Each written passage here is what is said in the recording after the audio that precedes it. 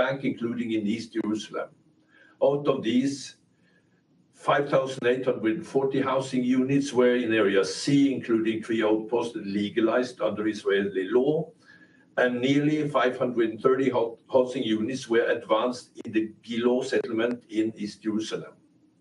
Construction tenders were published for approximately 1,100 housing units in settlements, including 780 in East Jerusalem.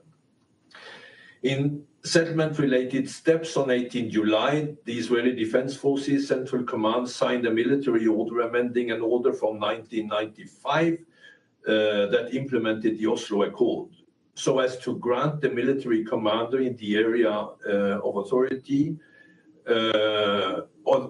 over planning and construction in certain parts of Area B that had been transferred to Palestinian Authority. The civil administration on 25 June declared over 12,700 dunams of state land in Jordan Valley, adjacent to 8,000 dunams declared in March. Demolitions and seizures of Palestinian-owned structures continued across the occupied West Bank, including East Jerusalem.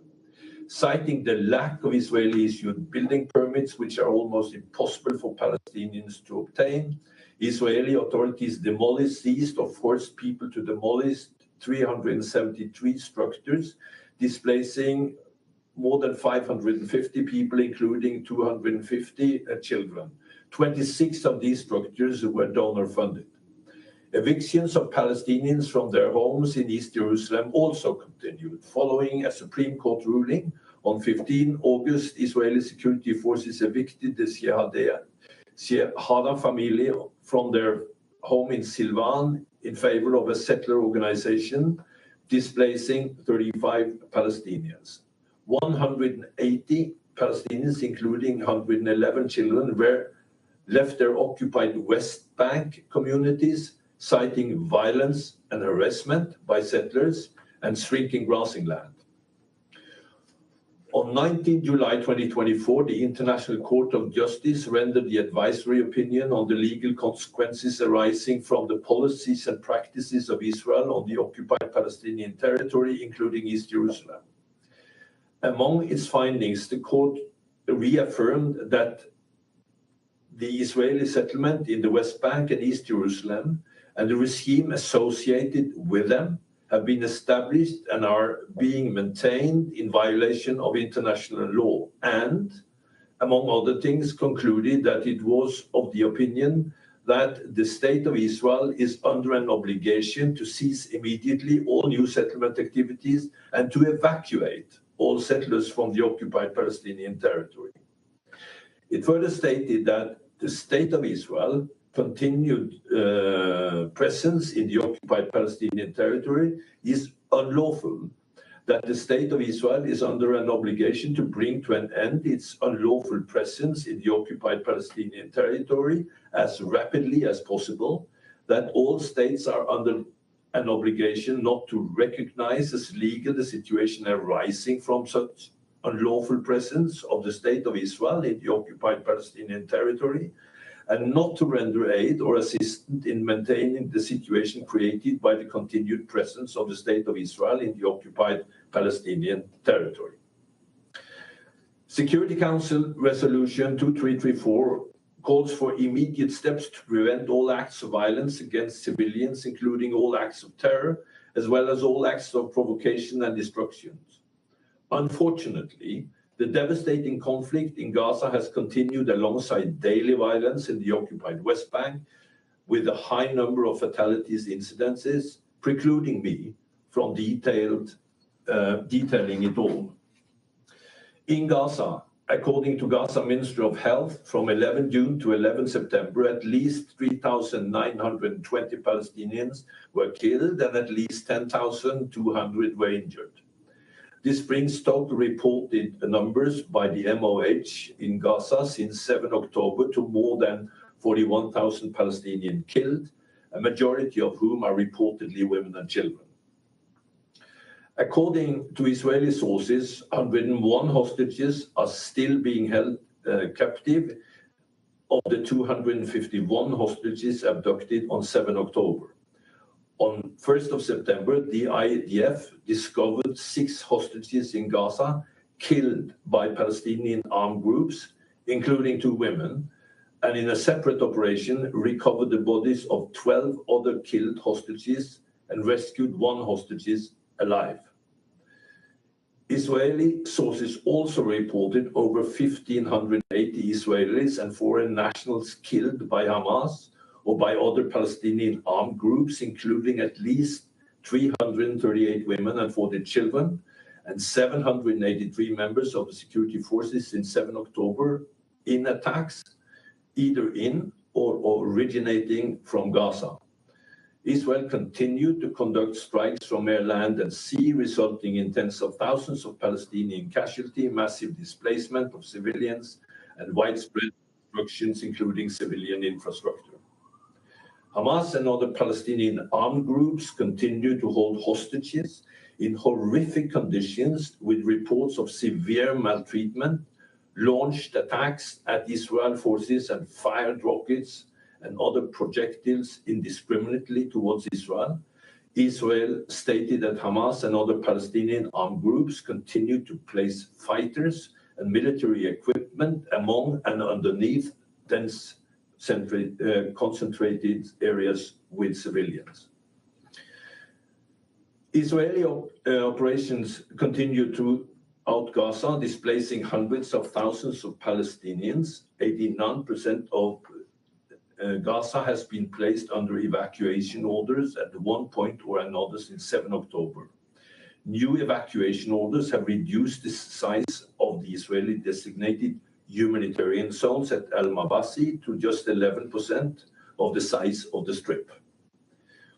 Repeated attacks on 30 schools and airstrikes in densely populated areas continued, resulting in the death of internally displaced people sheltering in those locations.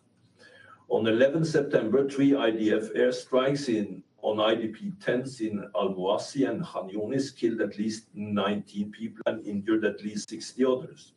The next day, 2 IDF airstrikes hit Al-Jaouni school sheltering IDPs in Nusrat, killing at least 18 people, including children, women, and 6 UNRWA staff. UNRWA said it was the deadliest incident in the agency's history. The IDF stated that the target in each strike was a Hamas command and control center. On 13 July, according to Gaza Ministry of Health, at least 91 Palestinians were killed and over 300 injured in an IDF airstrike on Al-Mabasi, which, according to the Israeli government, killed the commander of Hamas Al-Qassam brigades, Mohammed Deif. On 10 August, an IDF airstrike on the Al-Tabin school in Gaza City, sheltering approximately 6,000 IDPs, killed at least 93 Palestinians and wounded dozens others, according to Gaza Ministry of Health. The IDF said that 31 militants were killed in this attack. On 27 August, despite being clearly marked, a World Food Programme team was struck by gunfire on its moving towards IDF checkpoints, sustaining 10 bullet shots. On 9 September, the IDF shot at the UN convoy supporting polio vaccination for children in northern Gaza, causing heavy damage to UN vehicles, and held the convoy at gunpoint for 8 hours, threatening to arrest 12 UN staff. In the reporting period, at least 27 UN personnel were killed in Gaza, bringing the total number of UN staff killed since 7 October to 224. Meanwhile, violence in the occupied West Bank, including East Jerusalem, continued at alarming levels. 160 Palestinians, including 4 women and 28 children, were killed during ISF airstrikes, search and arrest operations, armed exchanges, demonstrations, and other incidences. 1 Palestinian was killed by Israeli settlers. A total of 849 Palestinians were injured, including 147 by tear gas inhalation and 370 by live ammunition. A total of 86 Palestinians, including 9 children and 3 women, were killed by airstrikes. In August, Israeli airstrikes in the occupied West Bank killed at least one Palestinian every day on average. Since 7 October, 185 Palestinians, including 33 children, have been killed in airstrikes in the West Bank, as reported by ISF. That underlines that it's hitting military targets. According to Israeli sources, 14 Israelis, including 2 women and 9 security force personnel, were killed, and another 67 were injured by Palestinians in shooting, stabbing, and ramming attacks and other incidences. ISF carried out 1,673 search and arrest operations in the occupied West Bank, resulting in 1,295 Palestinians detained, including at least 57 children. The special representative of the Secretary General on Sexual Violence in Conflict expressed her deep concern about the recently published reports by the UN describing a dramatic deterioration in conditions of detention for Palestinian men, women, and children under Israeli custody since 7 October attacks. These reports of sexual violence and other inhumane and degrading treatment could amount to sexualized torture perpetrated against Palestinian men and women. In July, Israeli military police arrested several Israeli reserve soldiers suspected of the serious sexual abuse of a Palestinian detainee.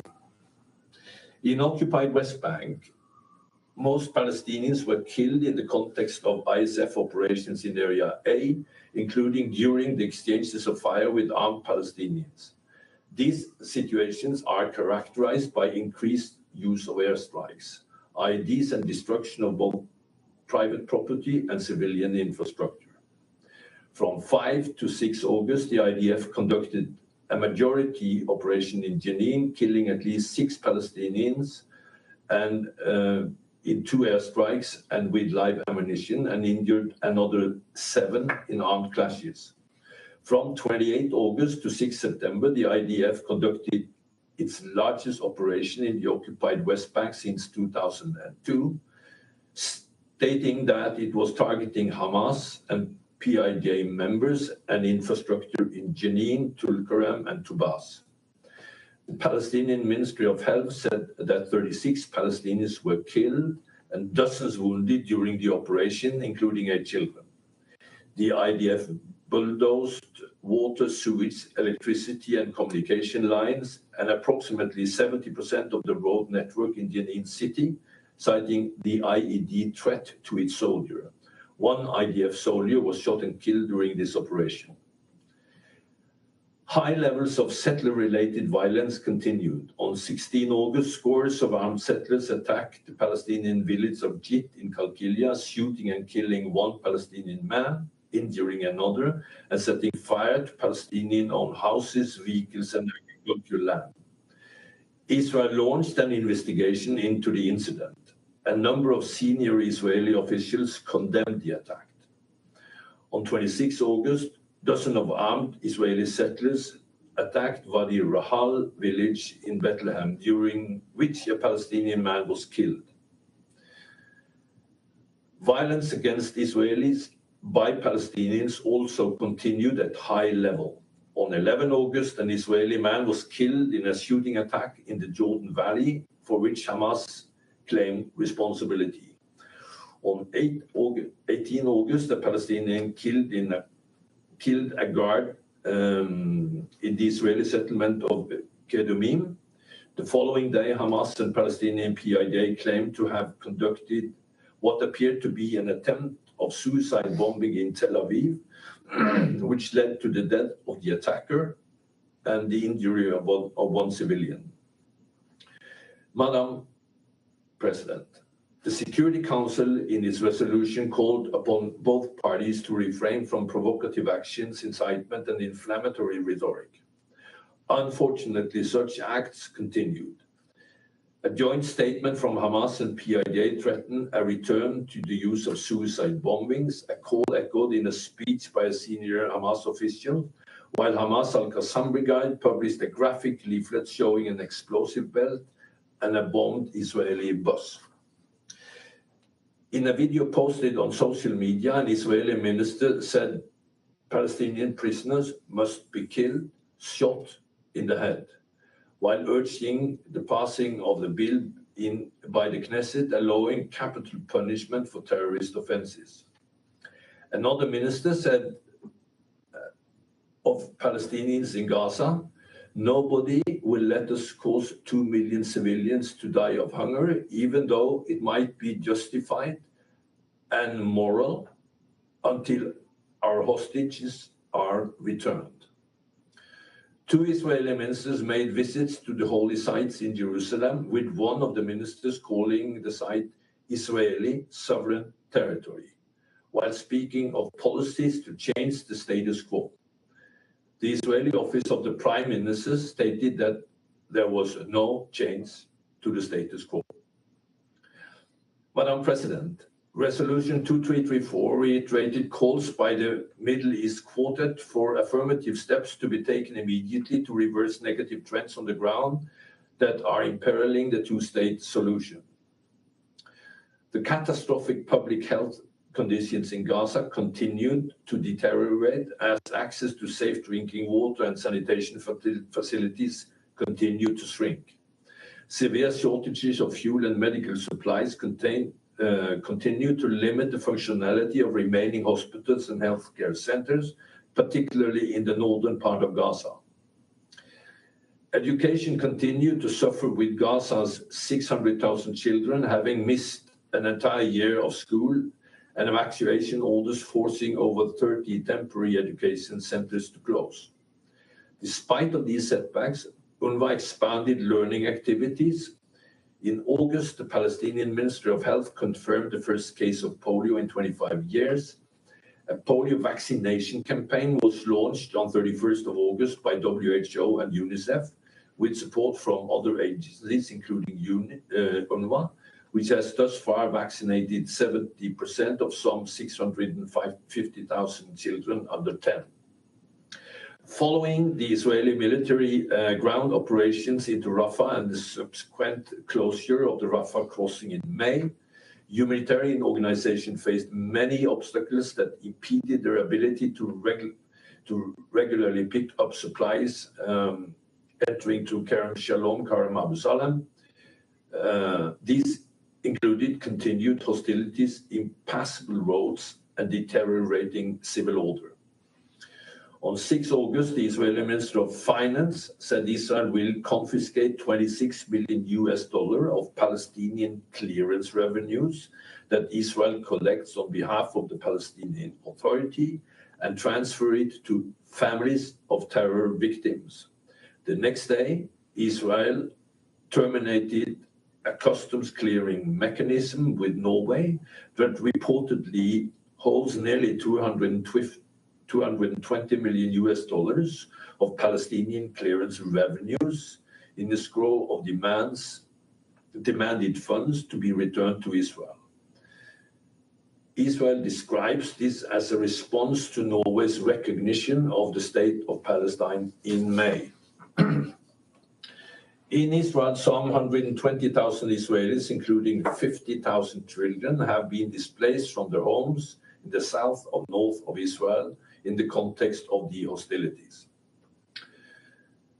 Madam President, in Resolution 2334, the Security Council also called upon all states to distinguish in their relevant dealings between the territory of the State of Israel and the territory occupied since 1967.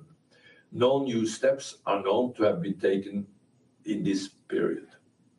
In its advisory opinion on 19 July 2024, the International Court of Justice expressed the view that member states are under the obligation to distinguish in their dealings with Israel between territory of the State of Israel and the Palestinian territory occupied since 1967. Resolution 2334 also called upon all parties to continue inter alia to exert collective efforts to launch credible negotiations on all final status issues in the Middle East peace process. Intense negotiations between international mediators and the parties continued in Doha and Cairo to formulate a deal for a ceasefire and the release of hostages in Gaza.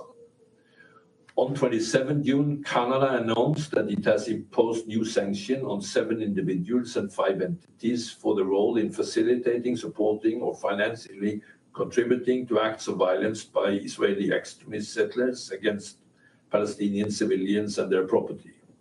The US and European Union also announced another round of sanctions and restrictive measures against settlers and its entities. On 13 July, Argentina designated Hamas a terrorist organization and ordered a freeze on its financial assets. From 21 to 23 July, 14 Palestinian factions, including Fatah and Hamas, attended reconciliation talks in Beijing, where they signed a declaration reiterating their commitment to form a national unity government and implement previous agreements. Madam President, in closing, allow me to share the Secretary General's observations on the implementation of Security Council Resolution 2334. I once again strongly condemn the horrific attacks by Hamas and other Palestinian armed groups on Israel on 7 October 2023, their continued holding of hostages in Gaza, and the recent deliberate killing of 6 hostages whose bodies showed signs of severe mistreatment. There is no justification for the deliberate killings, maiming, torture, and abductions of civilians and the use of sexual violence. Hostages must be released immediately and unconditionally, and for as long as they are held, they must be treated humanely and allowed to receive visits and assistance from the International Committee of the Red Cross.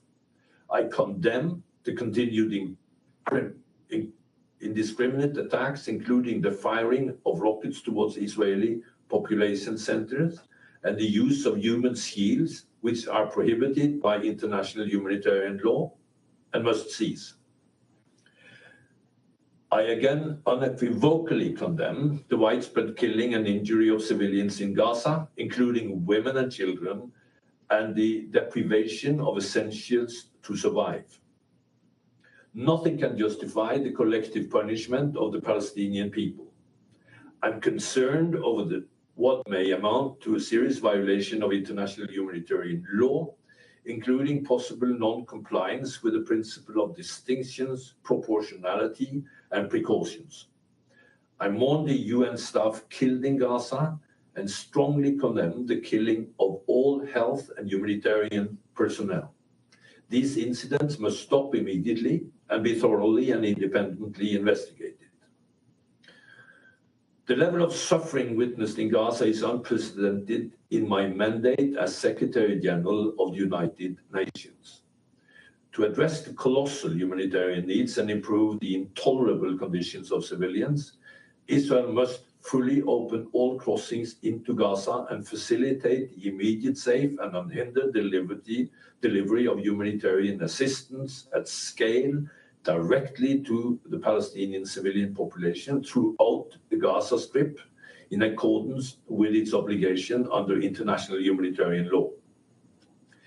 I reiterate my call for an immediate ceasefire to end humanitarian suffering, urging all sides to redouble efforts to reach a deal that will bring about an immediate ceasefire and the immediate and unconditional release of all hostages. I continue to engage all stakeholders towards these objectives. A deal is crucial to saving lives, releasing all the hostages, reducing regional tension, and enabling the UN, in cooperation with the Palestinian Authority, to accelerate efforts to address the pressing needs of the Gaza population. I welcome the efforts of Egypt, Qatar, and United States to reach a deal.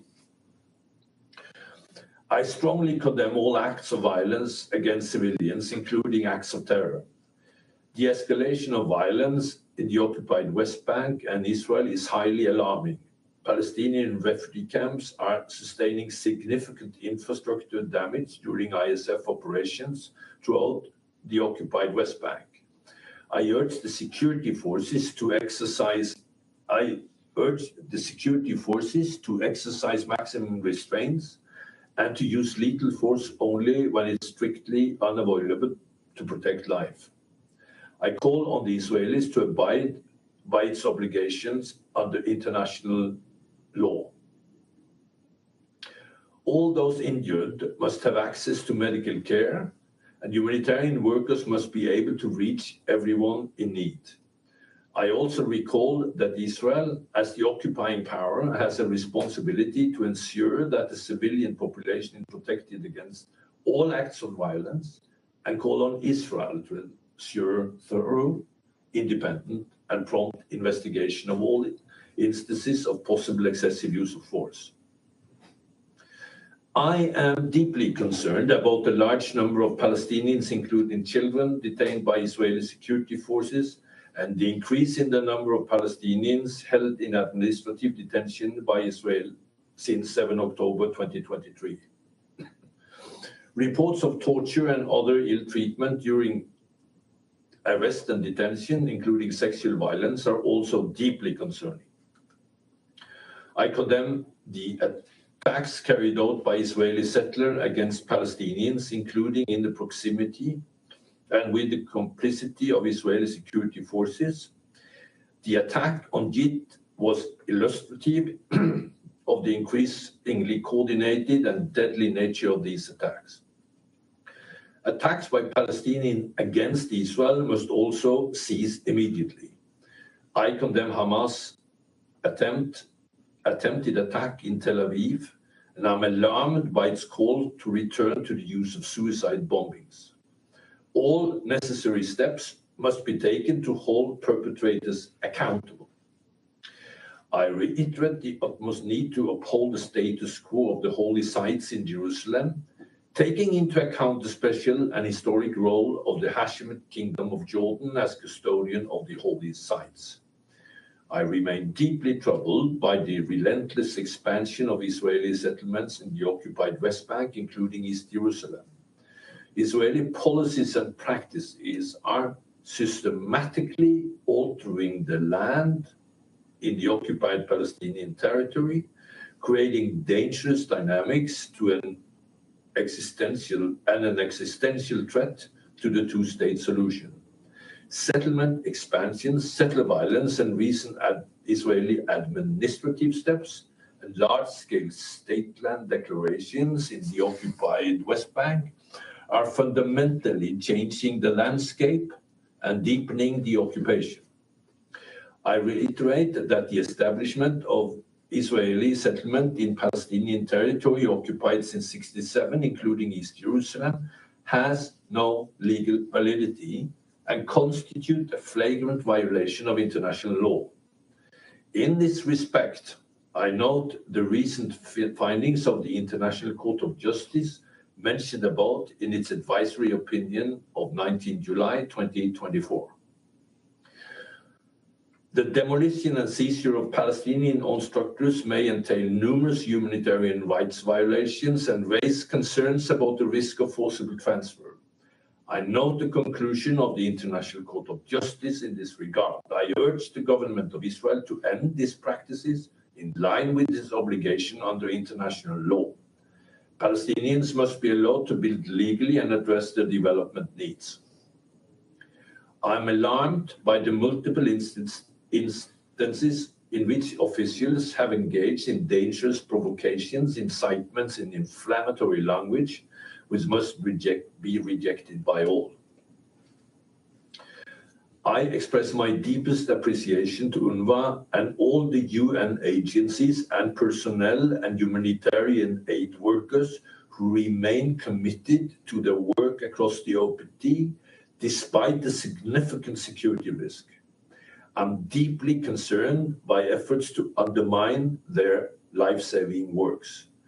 The inviolability of UN premises must be respected at all times by all. To meet the challenges ahead, we must establish political and security frameworks that can address the humanitarian catastrophe, start early recovery, rebuild Gaza, and lay the ground for a political process to end the occupation and establish a two-state solution. These frameworks must facilitate a legitimate Palestinian government that can unify Gaza and the occupied West Bank politically, economically, and administratively, while reversing the steady deterioration dynamics in the occupied West Bank. Palestinian unity is an essential building block to just and lasting peace. Israeli measures that undermine the PA must be urgently addressed. The government of Palestine will require significant support from the international community to advance these objectives. Finally, any lasting progress cannot be divorced from the ongoing Israeli occupation and unresolved Israeli-Palestinian conflict. Progress towards peace must address and fully realize the fundamental and legitimate right of Palestinians to self-determination and sovereignty over the entirety of the occupied Palestinian territory. It must also address Israel's legitimate security concern.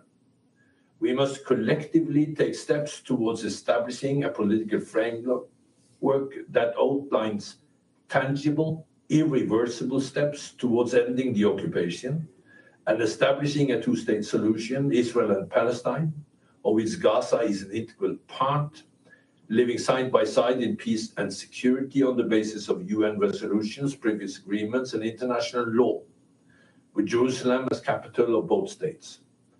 The United Nations will continue to support all efforts towards that goal. I thank you. I thank Mr. Venesland for his briefing. I now give the floor to Ms. Ellen Clark. Madam President, Excellencies, distinguished members of the Security Council, it is an honour to speak to you today as a member of the Elders.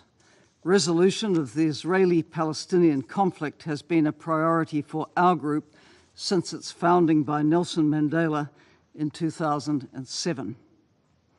The implementation of UN Security Council Resolution 2334 is acutely relevant to the current devastating phase of the conflict and to any chance of securing a fair and durable two-state solution in line with international law. But its failure so far also poses an existential question. Can the Security Council enforce its own resolutions? This is surely crucial to its credibility. The Elders unequivocally condemn the 7 October terrorist attacks and the holding of hostages by Hamas, which have caused deep trauma for the Israeli people. We also unequivocally condemn Israel's disproportionate military response, including its bombardment, siege, and blockade of Gaza. This amounts to collective punishment and is causing great suffering and trauma to the Palestinian people. The Security Council has a responsibility to chart a path towards a sustainable peace. A full, immediate and complete ceasefire in Gaza is an indispensable step. It is deeply disturbing that Security Council Resolution 2735 calling for this remains unimplemented. It is clear that unless and until the root causes of the conflict are addressed, violence will persist and escalate. The conflict management approach pursued by powerful members of the international community has failed. A new approach is needed, grounded in international law, including the enforcement of this Council's resolutions. Council members who question the binding status of these resolutions or who use their veto to protect an ally or to oppose a geopolitical rival are eroding the Council's authority. They also undermine their own reputations and long-term interests. All member states are also bound to respect and comply with decisions of the International Court of Justice. This includes the provisional measures ordered to protect Palestinians in Gaza. The ICJ's recent advisory opinion, while non-binding, is an authoritative landmark ruling. It concludes that Israel's presence in the occupied Palestine territory is unlawful and must end as rapidly as possible. This obligation does not depend on achieving a successful outcome to peace negotiations. The General Assembly and Security Council should give effect to the advisory opinion by passing resolutions endorsing it and setting out what action is required by Israel, other member states and the UN to bring an end to the occupation.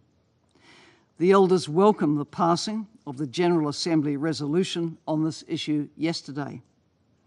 How will the Security Council respond to the advisory opinion? Security Council Resolution 2334 reaffirmed the illegality of the settlements. Yet settlement expansion in the West Bank and East Jerusalem continues to accelerate, while attention is focused on Gaza. More decisive member state action is needed. All member states must distinguish between Israel and the occupied Palestinian territory in all forms of cooperation and cease any assistance to or trade with illegal settlements. Targeted measures should be applied against state and non-state entities and individuals responsible for maintaining and expanding illegal settlements. Steps have already been taken, including by the United States and the European Union, to sanction settlers for attacks on Palestinian civilians. But sanctions should also target financial flows to entities which are funding and constructing illegal settlements, and those in the government of Israel who are pursuing annexation. This Council must respect the process of criminal accountability through the International Criminal Court, including the ICC prosecutor's request for arrest warrants in response to alleged atrocity crimes by Hamas and the government of Israel. Member states seeking to undermine the ICC are damaging the international rule of law. They are undermining accountability in other contexts, including in the context of Russia's illegal war on Ukraine. This must stop. There will be no security for Israelis or Palestinians if the war in Gaza is followed by a continuation of unlawful occupation and annexation. But without a decisive change of direction, this seems likely. The Elders propose a set of guiding principles to underpin a pathway towards sustainable peace, based on self-determination, sovereignty, and mutual security for both peoples. First, full UN membership and recognition of the State of Palestine should be supported by all Council members and other states now. Statehood is not dependent on peace negotiations. Strengthening the Palestinian Authority remains crucial, but statehood should not have to wait for governance reforms. Second, normalisation of relations between Israel and Arab states is essential for Israel's long-term security and for regional stability and prosperity. But full normalisation must be conditional on Israel ending the occupation permanently and supporting the implementation of a two-state solution. Third, the security of Palestinians and Israelis must be given equal weighting. There can be no sovereign state of Palestine with continued Israeli security control over the Palestinian people. Israel's security concerns do not justify unlawful occupation or annexation. Fourth and final, the goal of a single unified government overseeing Gaza, the West Bank and East Jerusalem should be supported by all Palestinian factions, including Hamas, and by the entire international community. Sustainable peace will require reconciliation under the umbrella of a revitalised Palestine Liberation Organisation based on adherence to international law. Violence against civilians by Hamas and other Palestinian armed groups must end. All of this requires bold, principled leadership and the political will to break with the failed policies of the past. All forms of leverage should be applied, including the suspension of arms transfers in response to continued violations of international law. Only by implementing international legal obligations ensuring accountability and ending impunity, can a path to end this conflict be created once and for all. I thank you for your attention. I thank Ms. Clark for her briefing. I shall now make a statement in my capacity as the Deputy Prime Minister, Minister for Foreign and European Affairs of Slovenia. Excellencies, in March I hosted in our capital representatives of two organizations, Women Wage Peace and Women of the Sun. Together they led the Mothers' Call. They are Palestinian and Israeli mothers, determined to stop the cycle of violence and change the reality of the conflict between the two nations, for the benefit of their children and for generations to come. And I was very much inspired by what they described as resistance in hope. We are at a precipice. Almost a year into the war, the devastation and immense suffering of civilians continues relentlessly. Hostages have not returned home. Civilians in Gaza continue to endure unprecedented levels of violation and destruction. The potential to engulf the region in a wider conflict remains at all-time highs. The latest escalation in Lebanon is another sign of it. Despite that, I, just as the mothers I spoke with, continue to embrace hope. Hope that peace returns to Gaza and the West Bank. Colleagues, firstly, we need compliance with international law. Since day one of this conflict, we have called for the compliance with international law. Instead, serious violations of international humanitarian and human rights law persist, challenging the very notion of the international law framework which we collectively establish to safeguard all people and to protect the most vulnerable in particular. On top of that, resolutions of the Security Council and provisional orders of the International Court of Justice are being blatantly disregarded. Such violations weaken the credibility of our institutions and erode global trust. In the shadow of the appalling situation in Gaza, settlement policy and expansion has accelerated at unprecedented levels. Settler violence is on the rise and the situation in the West Bank is boiling. The status quo of the holy sites in Jerusalem is being repeatedly violated. Negative trends must be met with positive and concrete steps. I therefore warmly welcome the adoption of the General Assembly resolution following the ICJ advisory opinion, providing tangible steps towards a blueprint for peace. And it is now time for the Council to follow suit. Secondly, we need respect. More respect for the prevailing sentiment of the wider UN membership, which demands a ceasefire and a just and lasting peace. We need more respect for the UN system, including UNRWA, and more compliance with its charter. This is the best prospect for alleviating the unimaginable suffering. We need a more respectful and action-oriented dialogue in this chamber, one that prioritizes peace over partnership. We also need respect and dialogue between people in the region. This starts first and foremost with leadership for peace on both sides. Leadership cannot be based on incitement, hatred, provocation, or terrorism. It equally cannot endorse such actions, and it must be respectful of other opinions, especially of civil society. Thirdly, we need courage. Courage to uphold our communities to the two-state solution, which remains the only path to durable peace. I say this as a foreign minister of a country who has taken a clear stance for peace in the conflict. We have decided to be active in this council and to deliver on what we promised during our campaign, building trust and securing the future. We therefore took the decision to vote for membership of the State of Palestine in the United Nations. We also recognized the State of Palestine.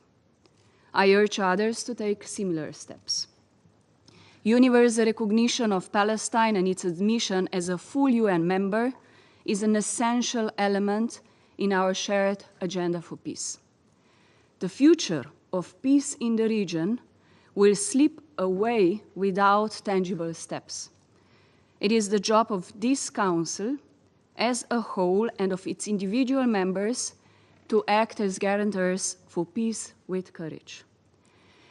Clearly, we need also courageous leaders in the region, leaders willing to set aside their individual interests, leaders who dare to dream of a different region, turning a new page in this decades-long conflict, leaders who dare to envision a different future, one where normalization of relations is possible and militarization gives way to cooperation. And lastly, we need diplomacy. We need diplomacy to succeed in delivering a ceasefire. There must be hard work of diplomacy bilaterally, but also hard work of diplomacy multilaterally. Past peace processes have not yielded the results we want to see. We therefore believe an inclusive, meaningful, and time-bound peace process coupled with reconstruction should take place. We want to see the UN playing a central role in that, and a Palestinian government strong enough to shoulder its responsibilities.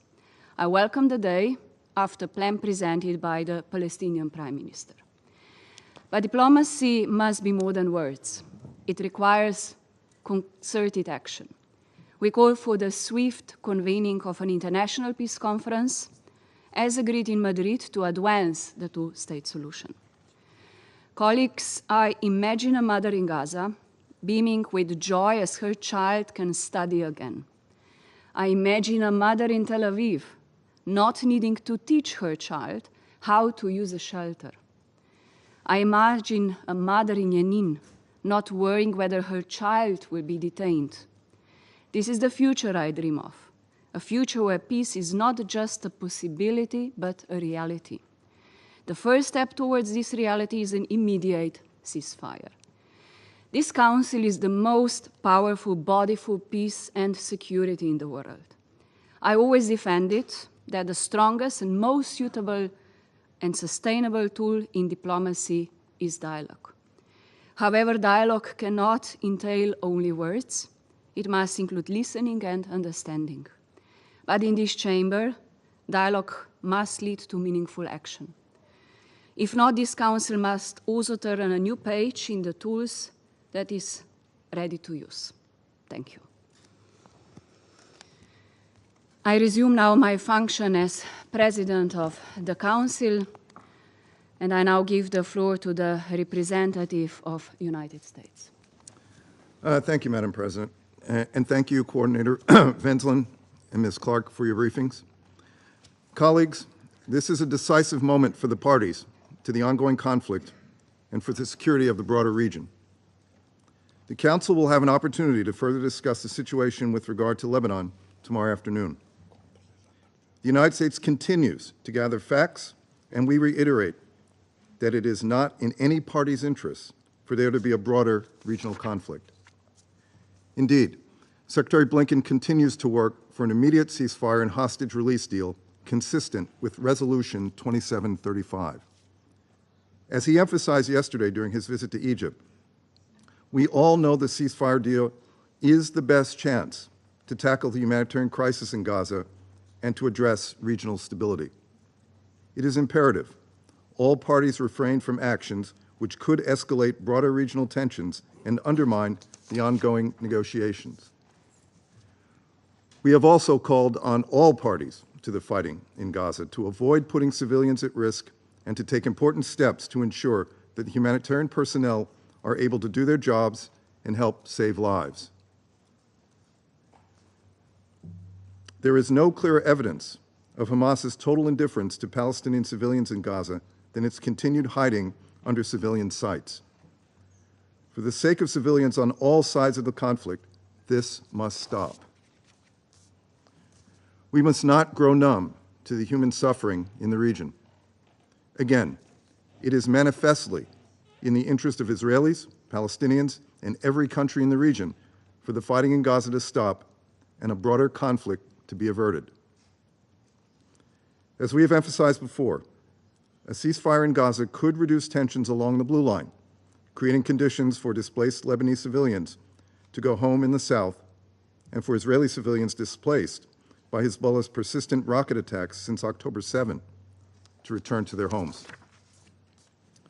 Colleagues, as we heard today, the situation in the West Bank also remains of grave concern. We condemn deadly violence against Palestinian civilians by extremist settlers in the West Bank. Moreover, we reiterate Israel would be well advised to avoid military operations and other measures that risk further inflaming tensions and destabilizing the already combustible situation. Israel's program of support for the expansion of settlements is inconsistent with international law and only serves to weaken Israel's security by inflaming tensions and undercutting efforts to achieve a two-state solution. Colleagues, the Security Council can and should play a constructive role consistent with the principles outlined by President Biden in May, and that this Council endorsed in Resolution 2735 to encourage Hamas to accept the deal on the table, to encourage a de-escalation of regional tensions, and to reaffirm to all parties that unilateral measures, such as settlements and one-sided resolutions in New York, will not bring about a two-state solution. Implementing Resolution 2735 will also require political will from leaders in the region. There is no alternative to a negotiated end to the fighting in Gaza, and there is no alternative path to achieve a two-state solution other than through direct negotiations between the parties. The United States will continue to do everything possible to put forward ideas and proposals to achieve a ceasefire and hostage release in Gaza that would help lay the foundation for a better future for Israelis and Palestinians alike. Colleagues, we see the paths before us. One path would save lives, bring relief to the people of Gaza, bring the hostages home, and de-escalate regional tensions. The other, darker path, which we should all endeavor to avoid going any further down, is marked by further impasses in ceasefire talks, civilian suffering in Gaza, and the risk of additional unilateral actions that could set off a broader conflict. Hamas wants the region to go down the second path, for the fighting and suffering in Gaza to continue, for there to be a broader regional conflict. It is therefore on the shoulders of anyone who wants to see this war end and cares about the plight of Palestinian civilians to press Hamas to engage constructively and close the deal on the table. That is the best way to ensure that the war ends and the region does not go down a darker path in the coming weeks. Thank you, Madam President. I thank the representative of United States, and then I give the floor to the representative of Guyana. Madam President, I thank Special Coordinator Wenslan for the Secretary General's oral report on the implementation of Resolution 2334. I also thank Her Excellency Ms. Helen Clark for her valuable insights. Madam President, the report by the Special Coordinator has once again confirmed Israel's obstinate stance on settlement expansion in the occupied West Bank, including East Jerusalem, in violation of Security Council Resolution 2334. Israel continues to dig in its heels on its colonial settler policy. This is despite the clear provisions of the resolution that the establishment by Israel of settlements in the Palestinian territory occupied since 1967, including East Jerusalem, has no legal validity and constitutes a flagrant violation on the international law and a major obstacle to the achievement of the two-state solution and a just, lasting, and comprehensive peace. The extent of Israel's ongoing settlement activities is reflected in the fact that demolition of homes and civilian infrastructure this year have reached the highest number in 2 decades, with greater fatalities owing to more brutal tactics used in the demolition exercise. The recent advisory opinion of the International Court of Justice also definitively established Israel's obligation to end its unlawful presence in the occupied Palestinian territory, to cease immediately all new settlement activities, and to evacuate all settlers from the occupied Palestinian territory. The General Assembly resolution adopted yesterday laid out the next steps following the issuance of the advisory opinion, and we call on Israel and all member states to fulfill their obligations as set out in that resolution. Madam President, we have taken note that since our last briefing on Resolution 2334, the situation in the occupied West Bank has worsened considerably, with several airstrikes on civilian infrastructure and a recent large-scale military operation which left many Palestinians displaced, their homes destroyed, and their property taken over by Israeli settlers. We note, for example, according to OCHA, since 7th of October 2023, 1,628 Palestinians have been displaced in incidents involving Israeli settlers. All of this is enabled by the Israeli legal system that systematically awards Palestinian lands to colonial settlers, thereby empowering its security officials to protect those who act based on these decisions. We have been talking about this issue for so long that the danger of becoming rote in our response to this illegality is very real. We must never become numb to these violations of international law, because we risk normalizing Israeli settlement policies and practices. Let us not forget what these policies and practices translate to for thousands of Palestinians who pay even the high price of death for resisting the destruction of their homes and livelihoods. Madam President, the danger of Israeli settler policy lies in the fact that it is intended to alter the demographic composition, character, and status of the Palestinian territory occupied since 1967, including East Jerusalem, in furtherance of the one-state solution which it unabashedly advocates and pursues. This is in clear violation of international humanitarian law and relevant resolutions both of this Council and the General Assembly. Guyana therefore condemns in the strongest terms Israel's continuing disregard for the decisions of this Council and of international law more generally. The two-state solution remains the only viable pathway to bring about an end to the Israeli-Palestinian conflict. The Council must therefore respond to Israel's actions, which are steadily eroding the two-state solution and entrenching a one-state reality. We must not countenance the illegalities that are born from such a plan. Madam President, all members have a responsibility, pursuant to 2334, to make it consequential for Israel to continue its settlement expansion. A few visa restrictions when there are more than 700,000 illegal settlers can hardly be expected to have any real impact. Visa restrictions for anyone living in settlements set up in areas outside of the pre-1967 borders may have a much greater impact.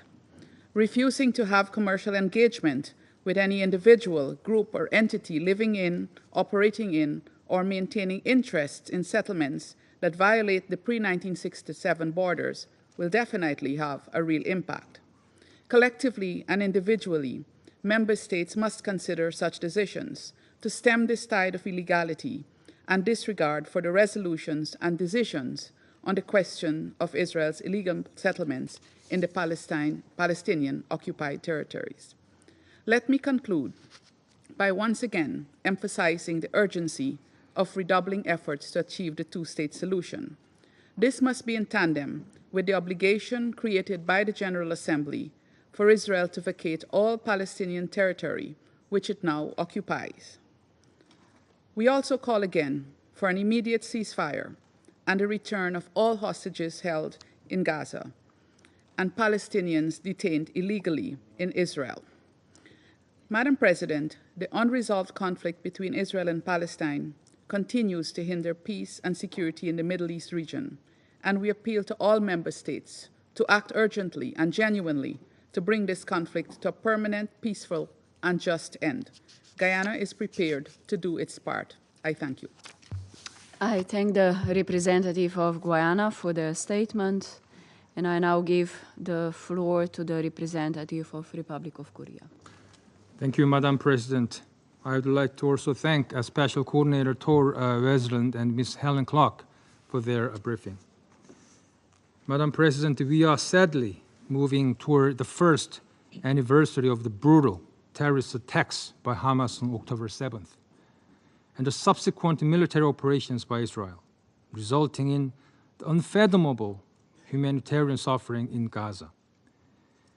The Republic of Korea reiterates its call once again on both parties to faithfully engage in the negotiations for the deal detailed in the Resolution 2735. An immediate ceasefire and release of hostages, combined with a surge in humanitarian aid throughout Gaza, will and should lay the first ground to pave a path of peaceful coexistence between Israel and Palestine. As repeatedly stressed by my delegation, it is a legal obligation of the parties, including Israel, to protect the civilian and humanitarian workers at all times. In this connection, we are deeply concerned that Israel has now targeted our Yaone school in Nusayra camp 5 times since last October. The targeted facility was sheltering 12,000 displaced people. We believe that Israel can do more to satisfy its obligations under international humanitarian law. At the same time, Hamas must stop endangering civilians by using civilian infrastructures for military purposes. For almost a year, the focus in this council has been the dire situation in Gaza. However, it is clear that we should not forget the ongoing instability and exacerbating violence in another part of the Palestine, the West Bank. We are witnessing with grave apprehension escalating violence by multiple actors in the West Bank, including the Israel Security Forces, Palestinian militant groups, and extreme settlers. In addition, we are appalled that more than 600 Palestinians, including 158 children, as well as 18 Israelis have been killed in the West Bank since October 7th. We call for immediate steps to prevent all acts of violence against civilians in accordance with Resolution 2334. We are particularly concerned by the killing of UNRWA staff members last Friday, which marked the first UNRWA employee to be killed in the West Bank in more than a decade. We are also deeply troubled by the killing of an American-Turkish activist in the West Bank earlier this month. We call for a thorough investigation as well as accountability for any wrongdoings. At the same time, we remain deeply dismayed by ongoing land seizures, home demolitions, and illegal outpost construction to the West Bank, being carried out with impunity by both extreme settlers and Israel security forces. We are also shocked by ongoing vandalism by settlers, often alongside the military against Palestinian families and their properties. It is urgent for Israel to fundamentally change its policy against Palestinians. Resolution 2334 was adopted long before the current conflict in Gaza started. Yet this 8-year-old resolution details all the agreed upon guiding principles that we should keep in mind as we strive to resolve the Palestinian questions. As provided in the resolution, the establishment of Israeli settlements constitutes a flagrant violation under international law. We urge Israel to stop any measures that amount to annexation of the occupied Palestinian territory, including expansion of settlements in the West Bank. Madam President, I would like to conclude my statement by reiterating one important element in Resolution 2334 that we should not forget: a comprehensive, just, and lasting peace in the Middle East through negotiations between parties based on the principle of land for peace. We believe that any action in the United Nations, both in the Council and in General Assembly, meant to resolve the decades-long conflict between Israel and Palestine should be firmly based on the negotiated peace process reflected in Resolution 2334. We believe a negotiated solution is still possible once a ceasefire is in place. We call on Israel and Palestine, represented by a reformed and strengthened Palestinian Authority, to directly engage in talks that will resume the long overdue aspirations based on the vision of the two-state solutions, which will in turn lead to a durable peace and stability in the whole region. I thank you, Madam President. I thank the representative of Republic of Korea for their statement. I now give the floor to the representative of France. Madam President, I wish to thank Mr. Wennesland and Madam Clark for their briefings. The Security Council must react in the light of the acceleration of settlement activities in the West Bank and in East Jerusalem. France's position remains steadfast.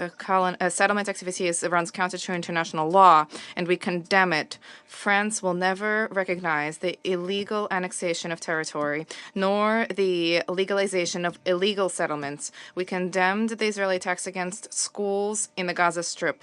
France also condemned the recurrent attacks perpetrated by violent settlers against schools in the West Bank, and we call on Israel to immediately adopt the necessary measures to protect the Palestinian population in the occupied territories and to ensure respect for the right to education.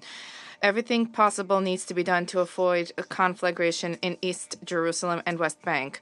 We condemn violence perpetrated by settlers. We lament the enforced displacements of Palestinian communities in East Jerusalem. The historic status quo needs to be maintained of the holy sites.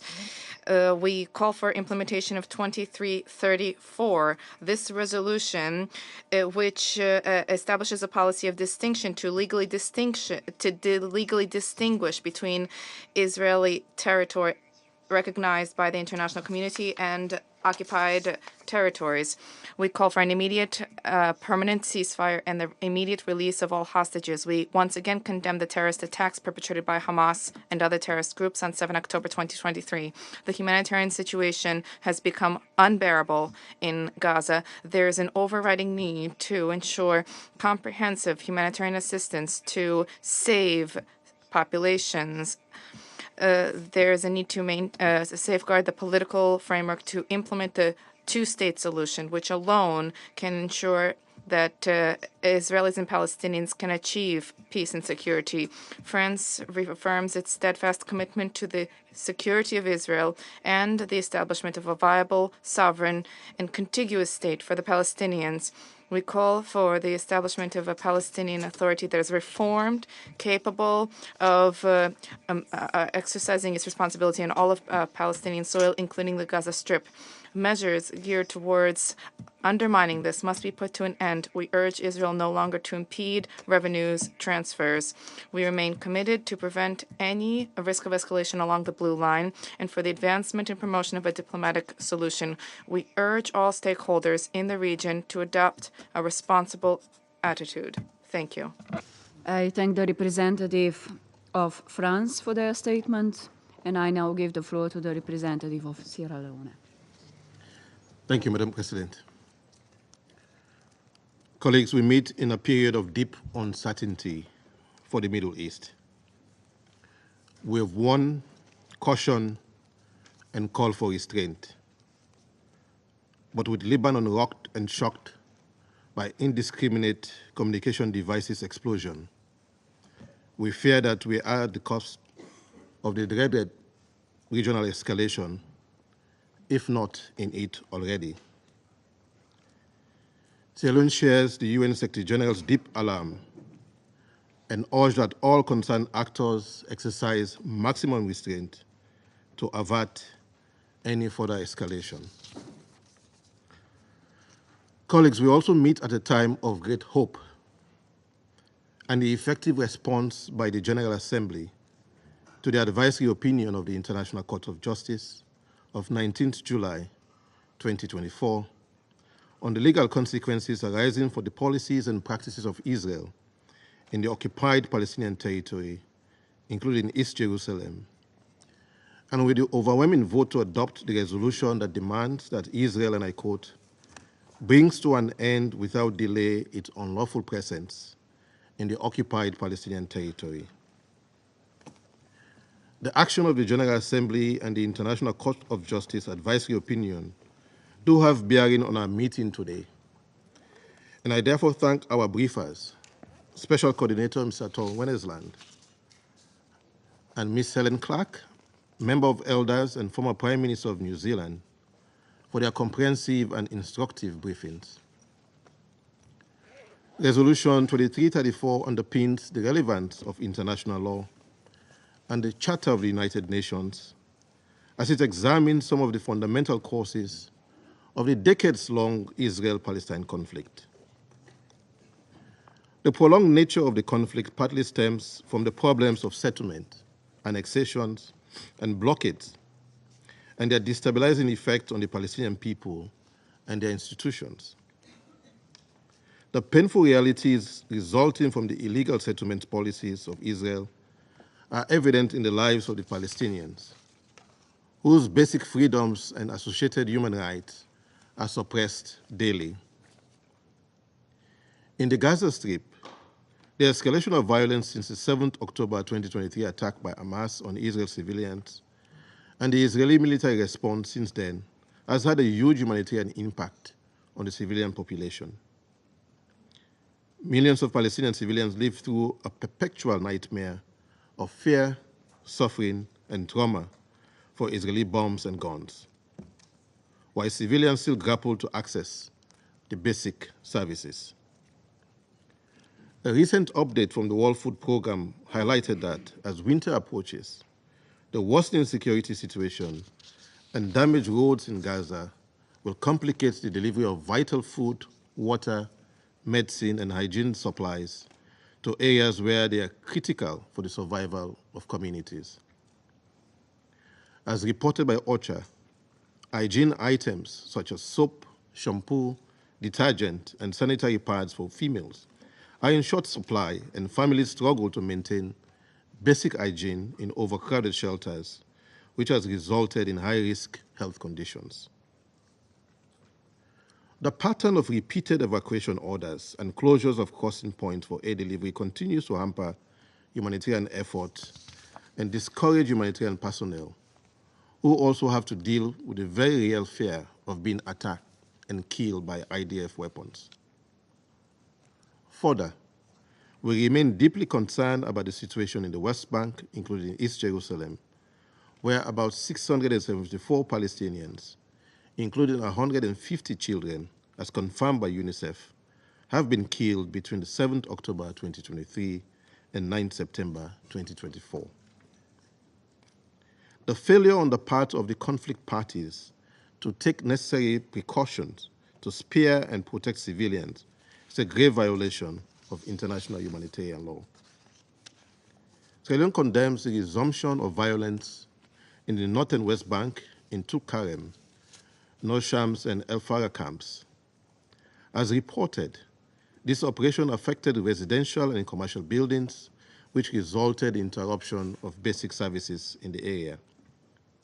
Such reports of increased self-violence, annexation, demolition, and displacement are all contrary to the provision of Resolution 2334, which stresses the cessation of all settlement activities and calls for immediate steps to prevent all acts of violence against civilians, as well as acts of provocations and destruction. The International Court of Justice, in its 19th July 2024 advisory opinion, importantly noted that since 1967, Israel's settlement policy has continued in the West Bank and East Jerusalem. And before the removal of Israel's settlement from the Gaza Strip in 2005, Israel's settlement policy carried out in the Gaza Strip were not substantially different from the policy that continues in the West Bank and East Jerusalem today. The court, among other things, notes that Israel's construction of settlement is accompanied by a specially designed civilian infrastructure in the West Bank and East Jerusalem, which integrates the settlement into the territory of Israel. The transfer by Israel of settlers to the West Bank and East Jerusalem and Israel's maintenance of their presence is found to be contrary to the 6th paragraph of Article 49 of the 4th Geneva Convention. Accordingly, and as noted by Special Coordinator Tom Wennesland, the ICJ is of the opinion that the State of Israel is under an obligation to cease immediately all new settlement activities and to evacuate all settlers from the occupied Palestinian territory.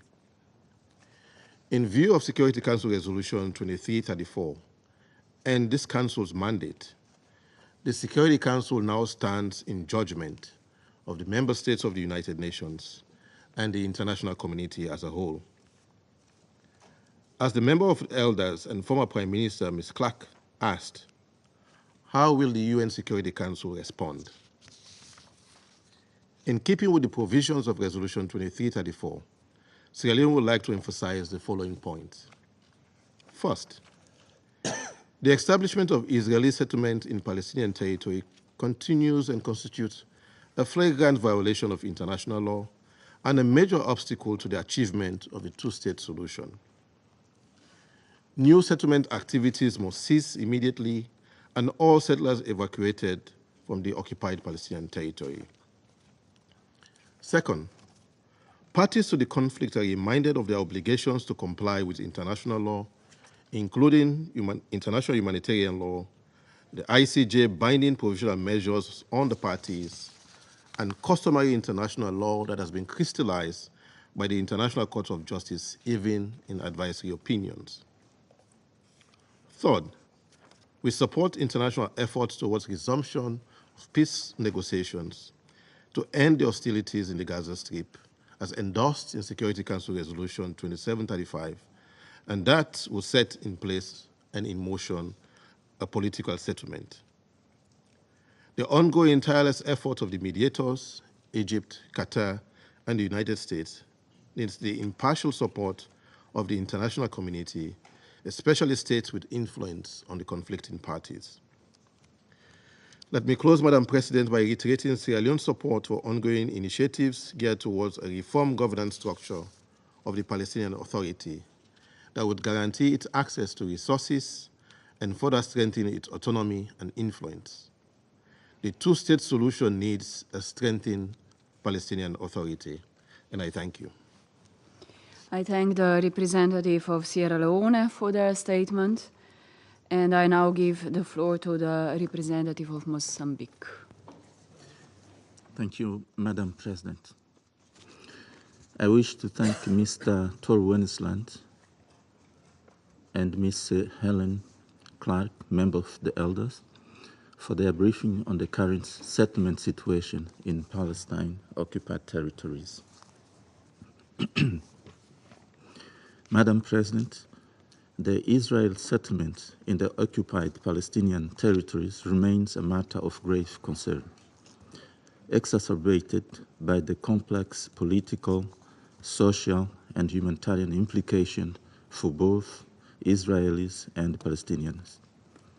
The heightened tensions in the Gaza Strip and the potential for regional conflict escalation further complicate the already tense situation. Recent reports indicate the presence of 600,000 to 750,000 Israeli settlers in at least 250 settlements across the West Bank and East Jerusalem, involving the transfer of Israel's civilian population into occupied territories. Mindful of the gravity of the situation, the International Court of Justice recently issued an advisory opinion declaring that Israel's settlement activities in the occupied Palestinian territories, including the West Bank and East Jerusalem, violate international law. The court also emphasized that these settlements and the associated policies amount to de facto annexations and systematic discrimination against Palestinians. This ruling has significant implications as it calls for Israel to cease all new settlement activities and evacuate settlers from these territories. Furthermore, we acknowledge the United Nations General Assembly resolution adopted yesterday, September 18, 2024, demanding that Israel ends its unlawful presence in the occupied Palestinian territory. This resolution calls for Israel to comply with the international law, cease all new settlement activity, evacuate settlers, and dismantle parts of the separation wall within West Bank.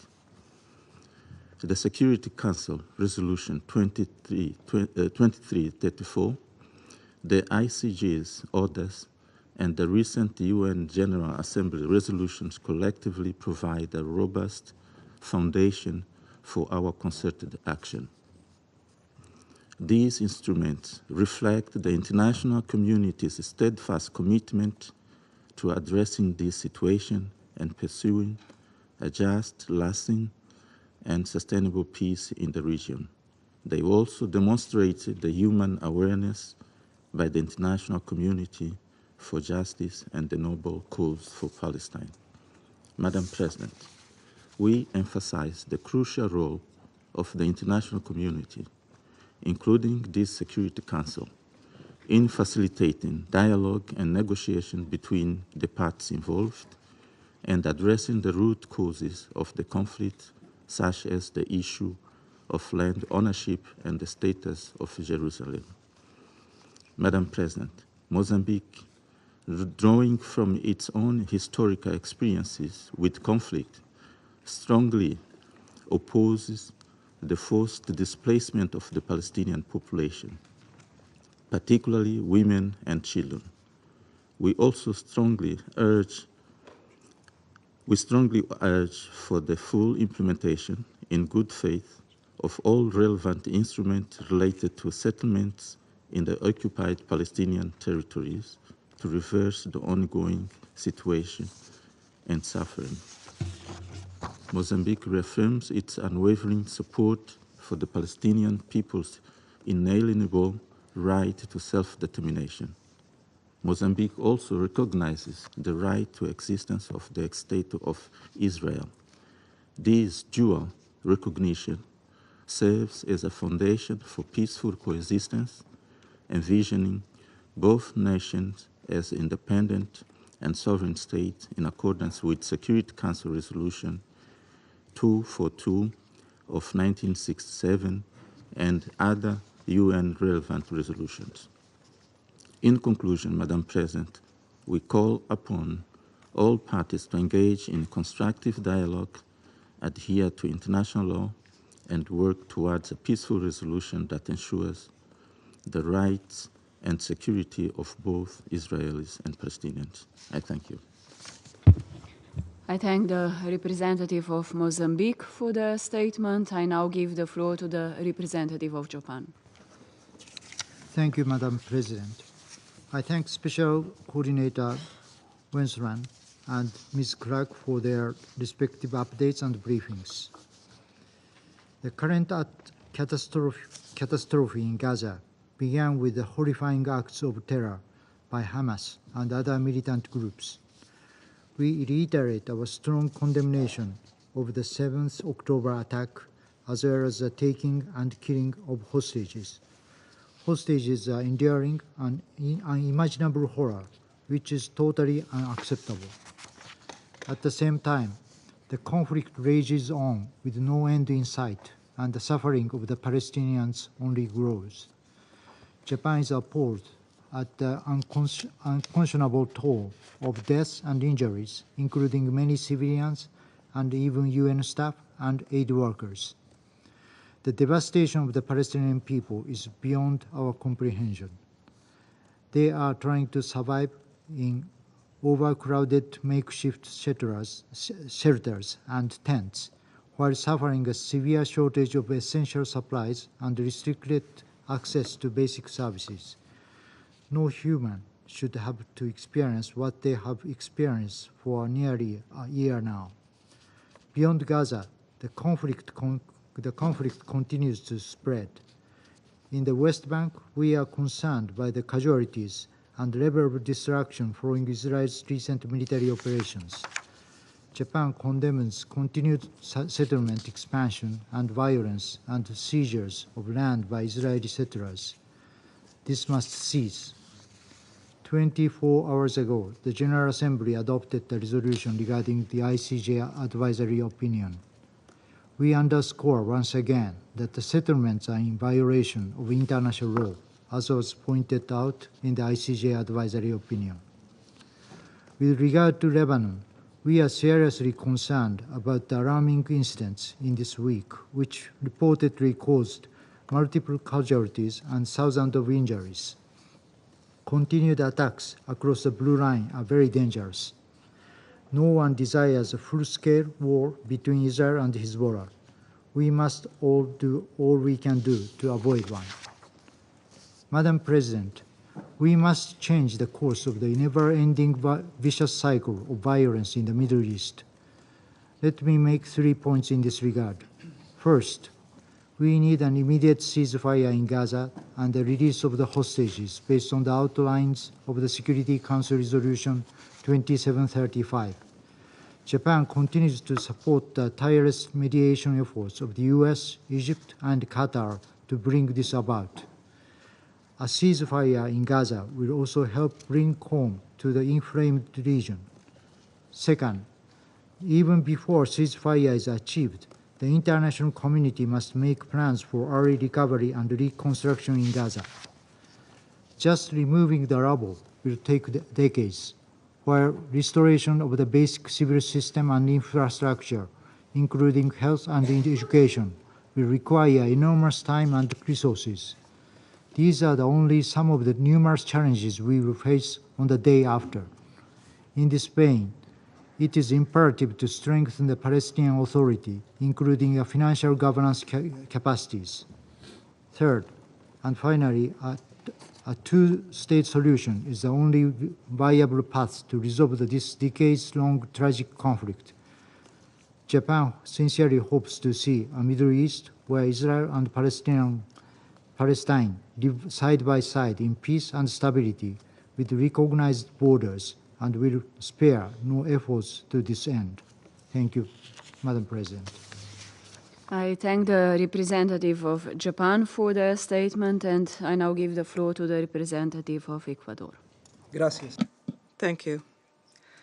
Madam President, let me begin by thanking Special Coordinator Tor Wennesland for his briefing this morning.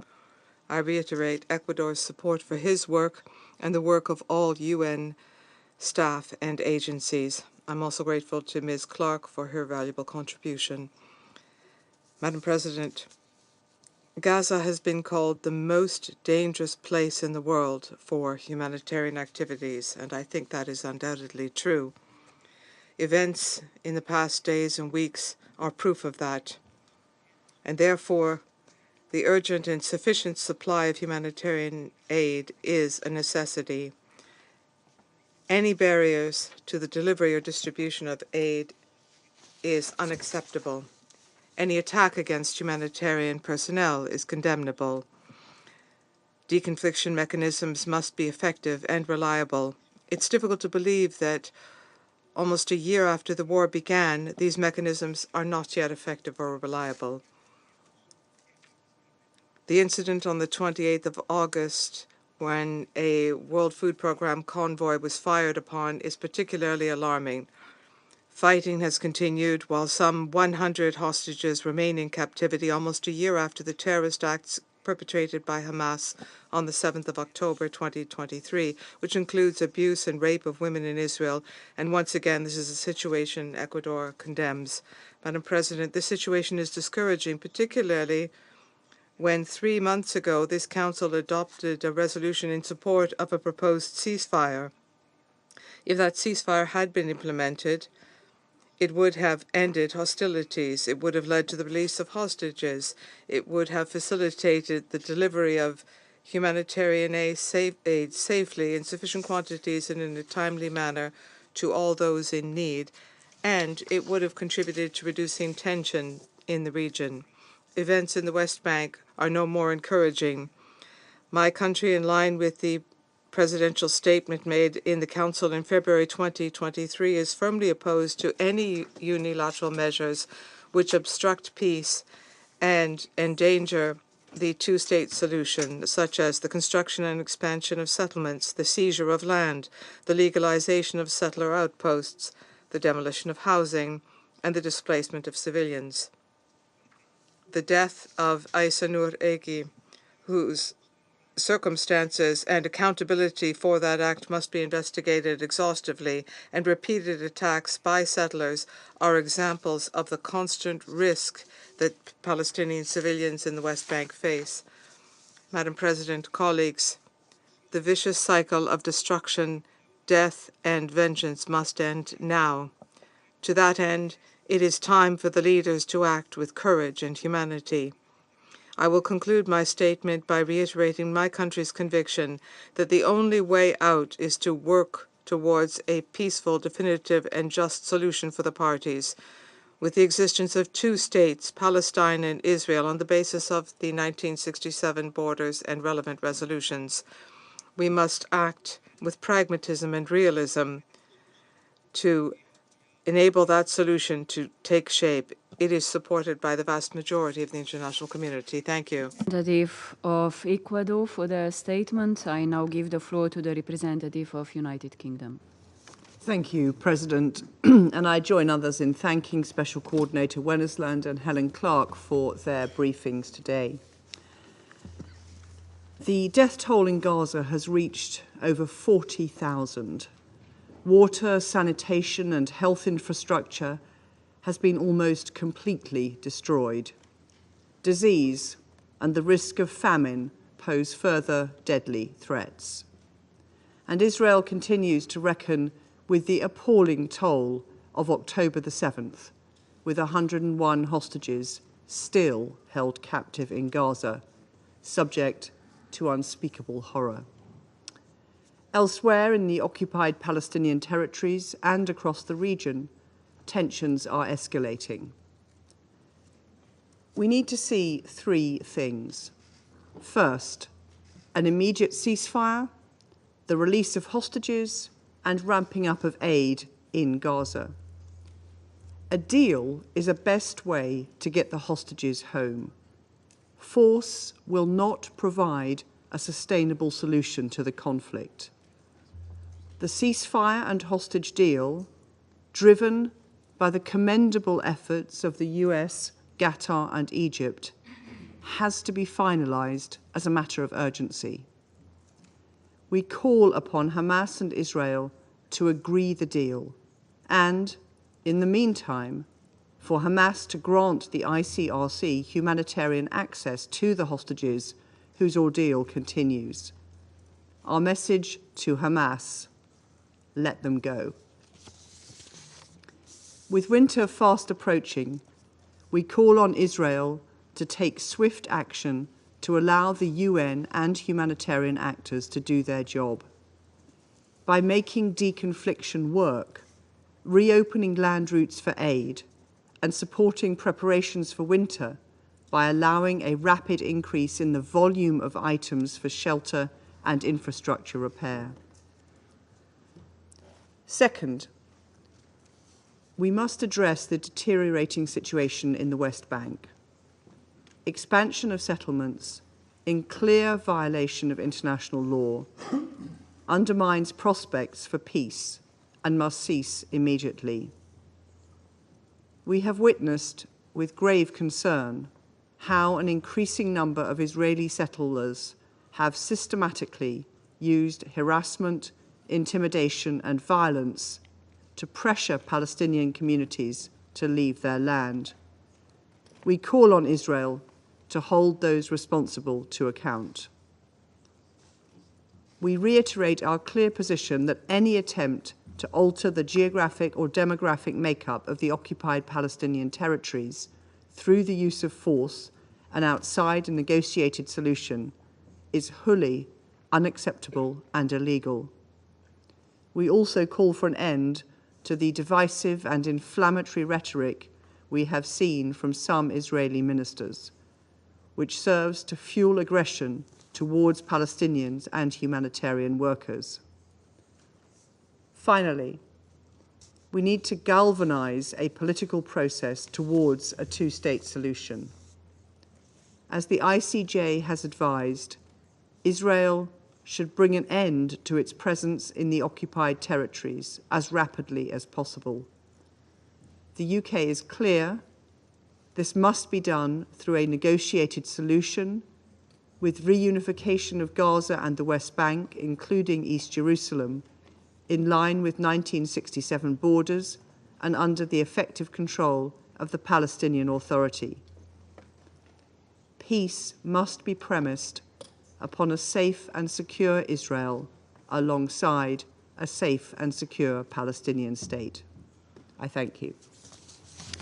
I thank the representative of United Kingdom for their statement. I now give the floor to the representative of Switzerland. Madam President, thank you, Excellency, for your presence today and for organizing this quarterly debate. I would also like to thank Special Coordinator for his presentation of the Secretary-General's report on the implementation of Resolution 2334. And I thank Ms. Helen Clark for her briefing as well. Switzerland supports the International Court of Justice and its advisory opinion of 19 July.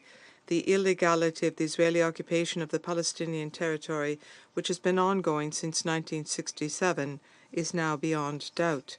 It must end, and a political horizon must be reestablished.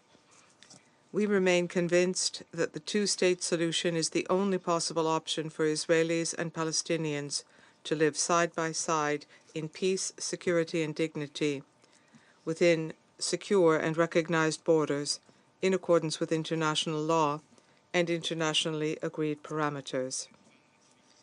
To this end, Switzerland welcomes the fact that the resolution adopted yesterday recognizes the need to relaunch a process to achieve a two-state solution. We support the call for a UN-led peace conference to be held during the 79th session of the General Assembly. For its part, Switzerland, as the depositary state of the Geneva Conventions and its additional protocols, will honor the mandate conferred on it yesterday by the General Assembly and organize a conference of high contracting parties within 6 months. In accordance with Article 1, common to the Geneva Conventions, it is indeed imperative to respect and ensure respect for international humanitarian law, including throughout the occupied Palestinian territory. Concrete measures must be taken immediately to protect the civilian population. Madam President, since October 7th, settler attacks, threats, and intimidation against civilians, including humanitarian workers, have increased exponentially in the West Bank.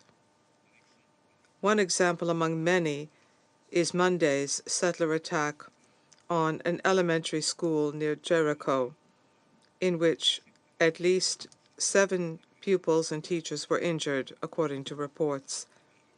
Switzerland condemns such attacks, which along with the construction of settlements contribute to the creation of a coercive environment and lead to the forced displacement of Palestinian communities. This is compounded by an intensification of Israeli military operations. The use of force in these operations must meet the criteria of necessity and proportionality and respect every individual's right to life and security. Switzerland therefore condemns the announcement by Israeli leaders to expand the settlements, which are illegal under IHL. The establishment of a new settlement by legalizing an outpost in Wadi al-Mahur near Bethlehem in an area listed by UNESCO as World Heritage is the latest example in a series of similar decisions that sabotage the two-state solution. In Gaza, hostilities continue to claim numerous civilian victims against the backdrop of catastrophic humanitarian crisis. The success of the first wave of polio vaccination shows that large-scale humanitarian operations can be carried out in Gaza with sincere political will. The parties must respect international humanitarian law and facilitate safe, rapid, and unhindered humanitarian access to civilians in need, including hostages, whose immediate and unconditional release we call for. A ceasefire is urgently needed. This Council has clearly demanded it in Resolutions 2728 and 2735, which must be implemented. We support the mediation efforts of the United States, Qatar, and Egypt to this end. This is essential to prevent further escalation in the region. Switzerland is deeply concerned by the explosions in Lebanon on September 17th and 18th and the reports of numerous civilian casualties. We call on all parties to exercise the utmost restraint and to work towards immediate de-escalation. We also call on all parties to respect international humanitarian law, in particular the principles of distinction, proportionality, and precaution in all circumstances. Switzerland stands ready, both as part of this Council and outside, to contribute to restoring peace and security in the region. Thank you. I thank the representative of Switzerland for their statement. I give the floor to the representative of China. Algeria. Amar, please. Thank you, Mr. President. I would like to begin my statement by expressing my gratitude to Mr. Wennesland for his alarming briefings.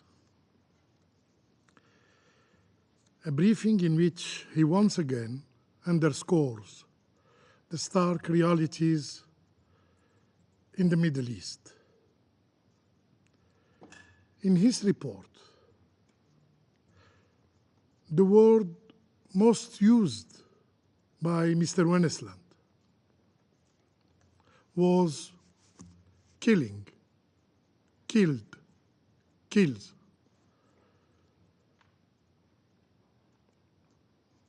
I wish also to extend my thanks to Mrs. Ellen Clark for her remarks and especially for her recommendation. Today, we are called upon to take a serious and clear stand against the deteriorating situation in the region. The primary task of this very Council is the maintenance of international peace and security. This cannot be achieved through fleeting words eloquently delivered before the cameras. The gravity of the situation in the Middle East requires more than rhetoric. It demands decisive and swift action. Everyone under this roof must recognize that the region is on the edge of an abyss or a precipice, as you have stated, Mr. President. If it falls into its darkness, the consequences will be far-reaching, and no one, yes, no one will be immune. We must heed the lessons of history to prevent the worst, which is not less than a full-fledged regional war. Mr. President, the Israeli occupying power continues its apartheid policies, relentlessly pursuing plans for ethnic cleansing in Gaza and pushing the West Bank to the brink of chaos. The occupying power is also creating new fait accompli on the ground. This year alone, we have witnessed unprecedented level of settlement, of expansion, of annexation of land. It is evident that Resolution 2334 has had no tangible impact. The Israeli occupier act with impunity, as if operating in a lawless jungle. It continues to renege on previous agreement and consistently violate international law. International law, the very foundation of civilized society. If we are serious about protecting future generations from the scourge of war, as we pledged in the United Nations Charter, the solution is clear. There can be no peace in the Middle East without the establishment of an independent Palestinian state. Mr. President, the advisory opinion of the International Court of Justice, delivered on July the 19th of this year, is addressed to the General Assembly and to this Council alike. The Court stated that the precise modalities for ending Israel's unlawful presence in the occupied Palestinian Authority, in the occupied Palestinian territory, are matters for both the General Assembly and the Security Council to address. The General Assembly has already heeded this call by adopting just yesterday, a resolution. Will this Council remain deaf to the demand of the Court? Will it continue to disregard the principle that underpin the United Nations? What will remain to the Council if it does not respond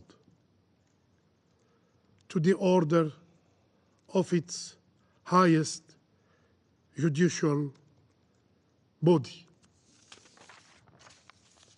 It is the inaction of this Council that encourage the Israeli occupying power to continue its brutal policies. The deteriorating situation in the occupying Palestinian territory, as highlighted by Mr. Wennesland's briefing, illustrate the terror endured by Palestinians, a terror that spares no one, not even children, and no Palestinian, regardless of gender or age, has been spared from this violence. And yet, we see no investigation into the killing of Palestinians. However, the Israeli authorities rush to investigate the death of foreigners, but not of Palestinians. Definitely not. These double standards in the death reveals a profound disregard of Palestinian lives, a contempt rooted in the hateful racism that the world has long condemned. For us, Palestinian lives also matter. Today, the human rights principle seems to have been monopolized by one group at the expense of another. Colleagues, today we urgently need decisions backed by a robust follow-up and accountability mechanism. This is why my country reaffirms its belief that for those who reject peace, for those who don't believe in peace, peace must be imposed upon them.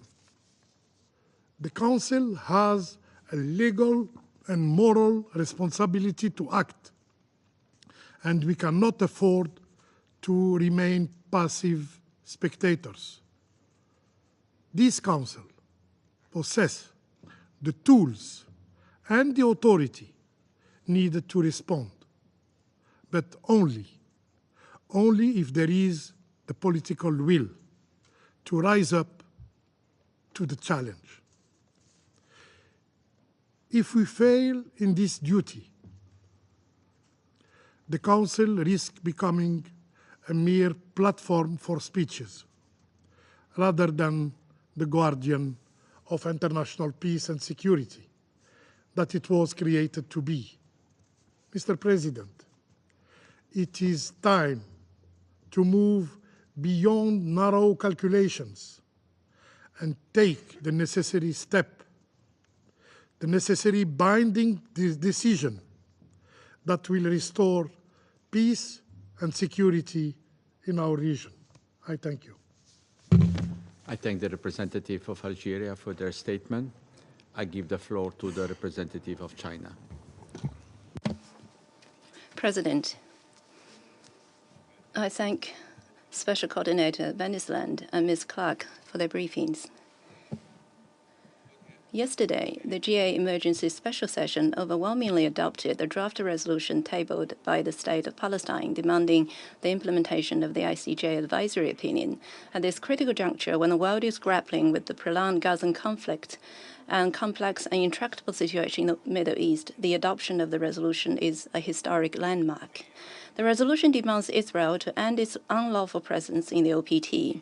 Independent statehood is an inalienable national right of the Palestinian people, but the prolonged illegal occupation prevents the Palestinian people from realizing national self-determination and gives Israel an exclusive veto over Palestinian statehood.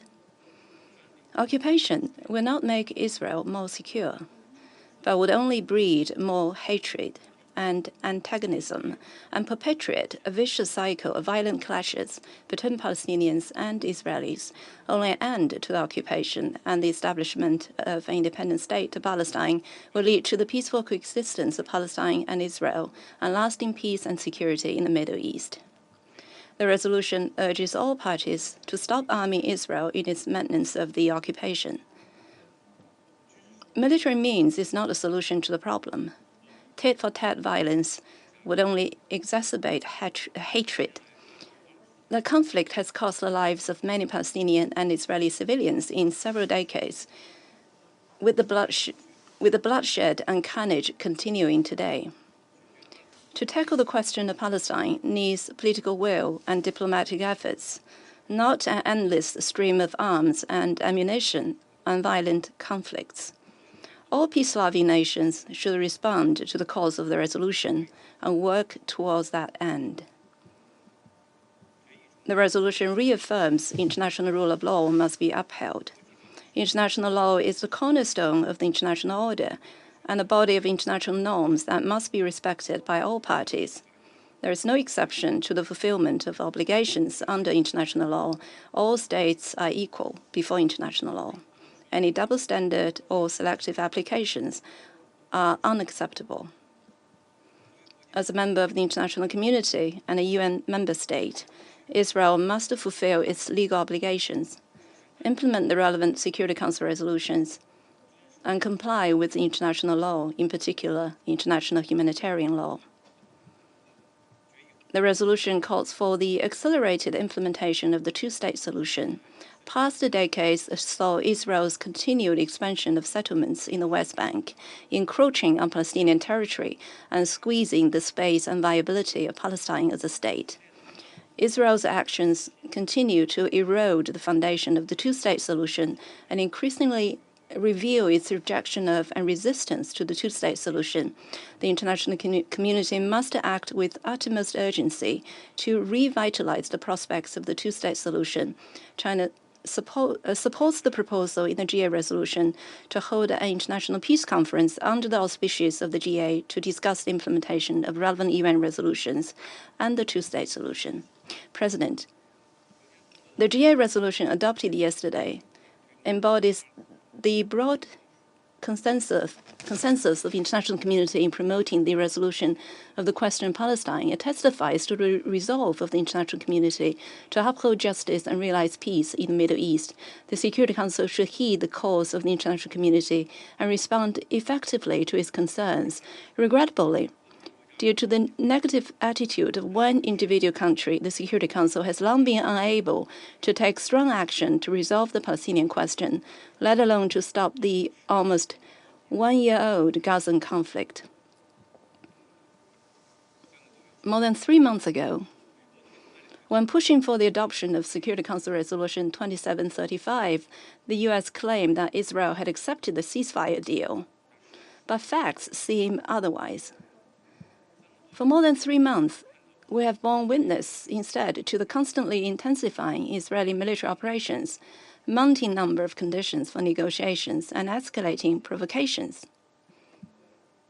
Not a single moment should be wasted in the quest for lasting ceasefire and the easing of humanitarian catastrophe, but the U.S. instead has repeatedly asked for more time and patience for diplomatic efforts. In the meantime, the Gazan civilians are paying for more time and patience with their lives and suffering.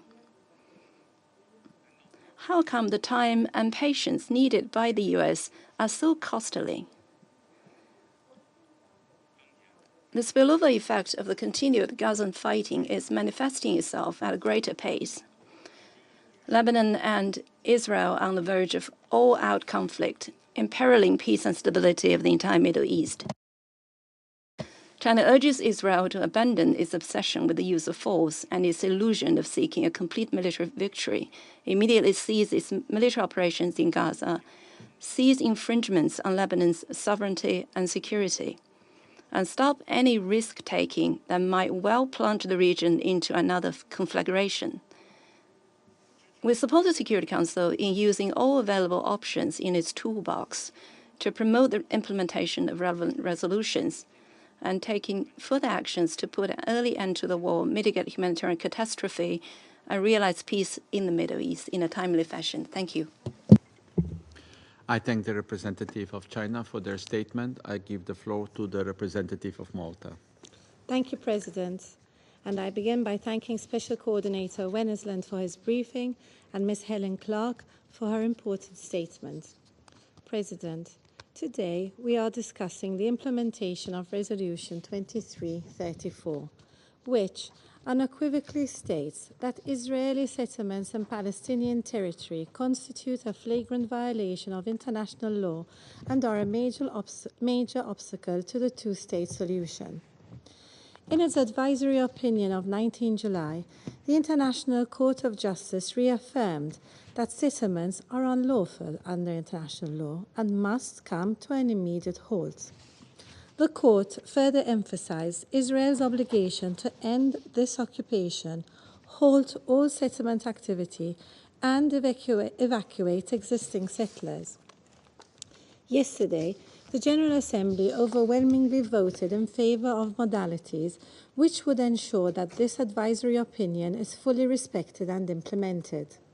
Malta voted in favor of this historic resolution and calls on Israel to end its unlawful presence in the occupied Palestinian territory as rapidly as possible. Meanwhile, the conditions in Gaza remain unbearable, and the security and humanitarian situation in the occupied West Bank continues to degrade rapidly and steadily. Since 7 October, Nearly 700 Palestinians have been killed in the West Bank, including East Jerusalem.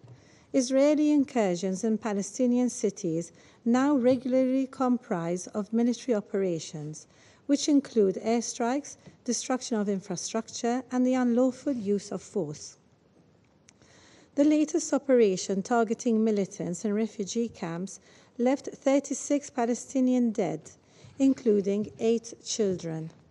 Malta once again condemns any acts targeting and endangering civilian life. Palestinians are forced to contend with mass arbitrary detainment and reports of other types of mistreatment and disturbing reports of sexual violence. Incessant attacks and intimidation from Israeli settlers has resulted in several deaths and injuries, damage of property, and forced displacement. Amid traumatizing violent raids, insecurity, and traumatic conditions, mothers and their children have extremely limited access to maternal and reproductive health care and face unthinkable mental challenges. We strongly emphasize the importance of ensuring that aid distribution considers the specific needs of women and girls. At the same time, while such mitigation efforts are important, they do not address the root cause of the insecurity. We stress that as the occupying power, Israel must abide by its obligations under international law and protect the Palestinian population against all acts or threats of violence. President, the restoration of a political horizon must remain central to our efforts. This must start with an immediate and permanent ceasefire in Gaza, the safe return of hostages to Israel, and adequate humanitarian relief for the Gazan population in line with Council Resolution 2735. This must be accompanied with de-escalatory efforts in the wider region, including along the Blue Line, which can only be achieved through diplomatic progress. Also integral is the provision of fiscal and political support to the Palestinian Authority, enabling it to effectively govern over the West Bank and Gaza, while ensuring its active participation in discussions surrounding Gaza's recovery. In conclusion, President, the international community must unite behind an irreversible realization of the two-state solution in line with relevant Security Council resolutions and internationally agreed parameters, which puts an end to the occupation and ensures that the Palestinian aspirations for statehood and Israel's security are equally fulfilled. This is the only way to bring a lasting end to unprecedented suffering in the region. I thank you. I thank the representative of Malta for their statement. I give the floor to the representative of Russian Federation.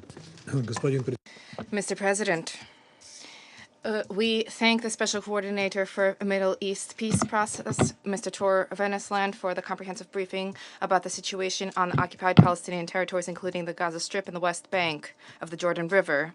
We also thank Madam Helen Clark for her briefing.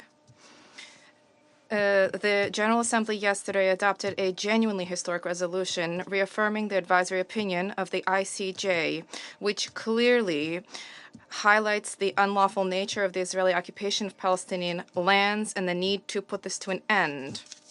We are heartened by the fact that the overwhelming majority of the Council's membership supported this initiative to achieve a just settlement and a long-term resolution to the Palestinian-Israeli conflict and to uphold the right of the Palestinians to establish their own state within the 1967 borders with East Jerusalem as the capital.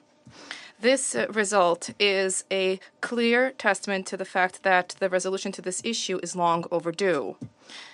At the same time, in discussions at the Council on the situation in the OPT for a number of months, thanks to the efforts of our Western colleagues, these discussions have been rather mundane and routine, and this despite the fact that every day dozens and hundreds of Palestinians are dying. In the nearly 1 year of Israeli operations in Gaza, more than 41,000 Palestinians have died. The majority are women and children. At least 100,000 people have been wounded, tens of thousands are missing persons, and yet Palestinians are dying not just in Gaza. The West Bank, where objectively less attention at the Council is paid attention to, is enduring an equally tragic crisis. More than 600 Palestinians have been killed, more than 5,000 wounded. During the recent Tzahal summer camps operation alone, 39 Palestinians, including 8 children, were killed using drones, artillery, and missiles. They wrought havoc targeting civilian infrastructure. Roads have been destroyed, water and electricity lines destroyed, and administrative buildings have also been destroyed before our very eyes, taking advantage of the Council's paralysis. Thanks to the U.S.'s efforts, the Israeli leadership is seeking and is achieving the objective to expel the West Bank's Palestinian population. Settlement activity has been ratcheted up at a record rate where there's a de facto colonization of Palestinian lands. More and more settler outposts are being established in parallel. Palestinian homes are being demolished in East Jerusalem and Area C. Law enforcement is absolutely indifferent to violence by radically minded settlers against local civilians, and yet none of our Western colleagues have voiced any concern about the erasure of Palestinian identity, even though now we are not even talking just about that. We are talking about the literal erasure of the Palestinian people. They're being wiped out from the face of the earth. Israel is not limiting itself to rendering Gaza uninhabitable. Western Jerusalem is deliberately adopting measures making the lives of Palestinians unbearable in the West Bank too. As Israel continues to withhold Ramallah's clearance revenues, unemployment in the West Bank has reached 40%. The lack of roads and proliferation of Israeli checkpoints means that the staff of agencies located in neighboring cities cannot get to work. The settlers are carrying out raids targeting agricultural sites. As a result of Israeli attacks, 69 schools and 5 universities have been damaged, depriving children and young people of access to education. All of this attests to the West Jerusalem's persistent policy to resolve in addressing the Palestinian issue with the use by creating irreversible effects on the ground, brute force and financial pressure. Israeli authorities are fear nothing, for the boundless support from Washington allows Israel to elude responsibility for any crimes. The rapidly deteriorating situation in the West Bank requires a reaction from the Security Council in the same extent, just as the appalling situation in Gaza does. Palestinian civilians are dying there too, and they are losing their homes there too. We all perfectly are aware of the fact that what is taking place is the targeted, deliberate policy of the Israeli authorities, and this can there can be no justification for collective punishment of all Palestinians. However, the Council remains inactive. Unfortunately, its effective efforts on Middle East settlement have continuously been blocked by the U.S., which pushed through a resolution 2735, which is completely unviable, and the U.S. continues to block any attempts to set out a just assessment of Israeli actions, even in the context of the inadmissibility of imperiling the lives and health of UN and humanitarian personnel in Gaza. Let us recall that since October 7, the U.S. has cast 5 vetoes to shield its ally and to block the adoption of a clear demand from the Council for a ceasefire. The one thing that the Americans expect from the Security Council is to exert pressure on Hamas not to get in the way of Israel on the ground, and this despite the fact that the vaunted deal actually has repeatedly been blocked by none other than Israel, for whose benefit the U.S. essentially has been violating Resolution 2735, which did set out parameters for this agreement, even though this was diluted. Colleagues, against the backdrop of the growing demand from the entire international community for a modicum of concrete measures to alleviate and improve the situation in the OPT, the members of the Council simply must summon political will and courage and adopt a decision for a ceasefire in Gaza and measures to enforce compliance therewith. Pressure needs to be exerted not so much on Hamas, but rather on our American colleagues who continue to regard both the Council and multilateral diplomacy as a whole as an unneeded burden. Your hard-headed policy to reject the authority of the Security Council and the UN as a whole not only failed to generate any progress in the context of resolving the current conflict, but it has also caused this conflict to continue for nearly a year, with the risk of this metastasizing into a full-blown regional conflict. There are ongoing attacks along the blue line with Lebanon. The arbitrary airstrikes on Syria are ongoing, as are the targeted liquidations on both sides. In this context, we strongly condemn the unprecedented cyber attack on the friendly country of Lebanon and its citizens, which constitutes a gross violation of its sovereignty and constitutes a grave threat to and challenge to international law. We view what transpired as yet another act of hybrid warfare against Lebanon, which caused suffering of thousands entirely innocent people. Against the backdrop of growing tensions in Lebanon and the Israeli border areas, such reckless actions are fraught with highly dangerous consequences, resulting in further destabilization of the military-political situation in the Middle East region.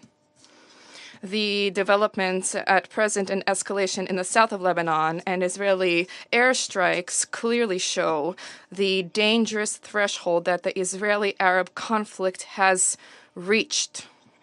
Mr. President, Russia from the very beginning of this crisis has consistently advocated a permanent and comprehensive ceasefire, sustained and secure humanitarian access, the release of all hostages and forcibly detained persons, as well as the relaunch of the peace process on a two-state basis, the result of which would be the establishment of a Palestinian state coexisting in peace and security with Israel in accordance with the approved international legal decisions. And we stand ready to support any constructive initiative from the Council to attain these objectives. We should like to hope that the need for decisive collective measures to halt Israeli operations will become clear to our U.S. colleagues as well. For now, the cost of their hard-headedness and imperialistic ambitions are being paid for with the lives of Palestinian women and children. Thank you. Confederation for their statement. I now give the floor to the representative of the Observer State of Palestine. Mr. President, Palestine welcomes the Foreign Minister of Slovenia presiding over this meeting of the Security Council, and we thank her for her statement as well. Allow me at the outset to thank the briefers for their presentations. We thank the Honorable Ms. Helen Clark for her significant contribution to our deliberations, and through her express deepest gratitude to the elders for their moral leadership in this time of unprecedented crisis. Mr. President, the situation in the occupied Palestine is beyond grave. And though televised across the world, the suffering of the Palestinian people under Israel's illegal occupation remains truly untold. There are no words left to describe Gaza's agony. But the reality is that what Gaza needs is not more words, but actions. Israel speaks in bombs and bullets, in displacement and destruction, in starvation and trauma. It claims for itself all the rights afforded by international law and the Charter of this United Nations, while rejecting and breaching all the obligations. It has a unique understanding of international law that somehow makes the crimes of genocide, apartheid, and ethnic cleansing legal when perpetrated by Israel. Your role is to uphold international law, not to bend the law to fit Israelis' breaches, not to sacrifice the Charter to accommodate Israel. That is the action needed. To uphold international law, to implement UN resolutions, including 2334, which we are debating and discussing and reporting on its implementation. Not merely more words to decry this abhorrent situation. Mr. President, the ICJ, the highest judicial organ, made clear, unequivocal determinations. Israel's presence in the occupied Palestinian territory is unlawful and must be brought to an end as rapidly as possible. It shouldered its responsibility, it made the ruling, it gave the historic advisory opinion.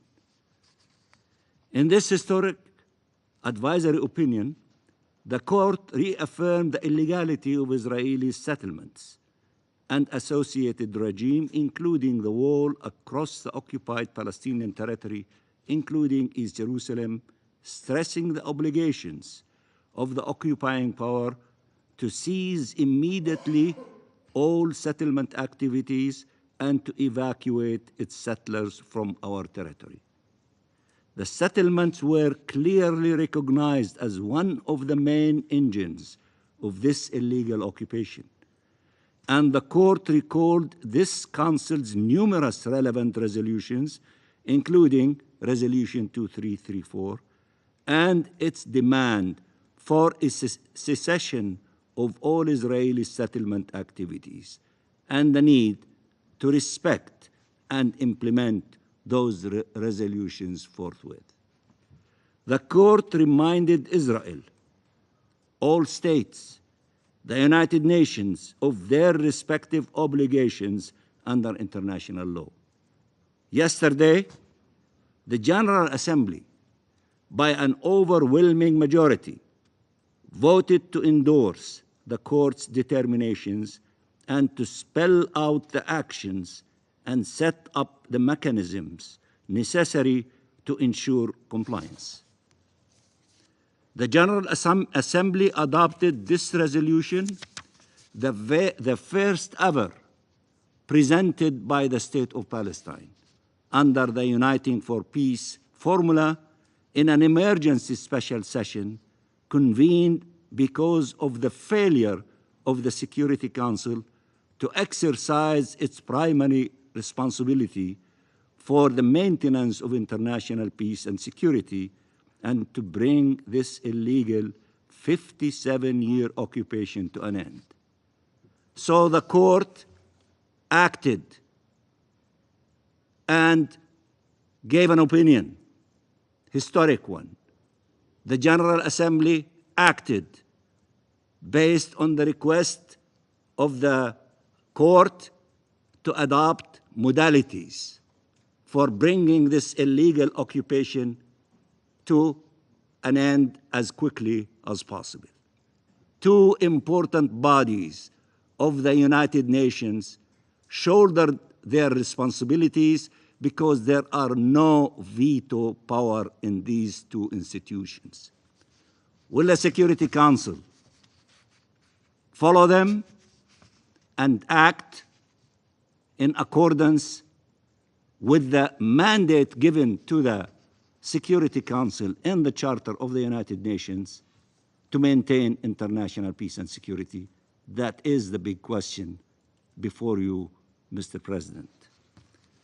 The historic resolution adopted by the General Assembly yesterday has embodied the collective will to act,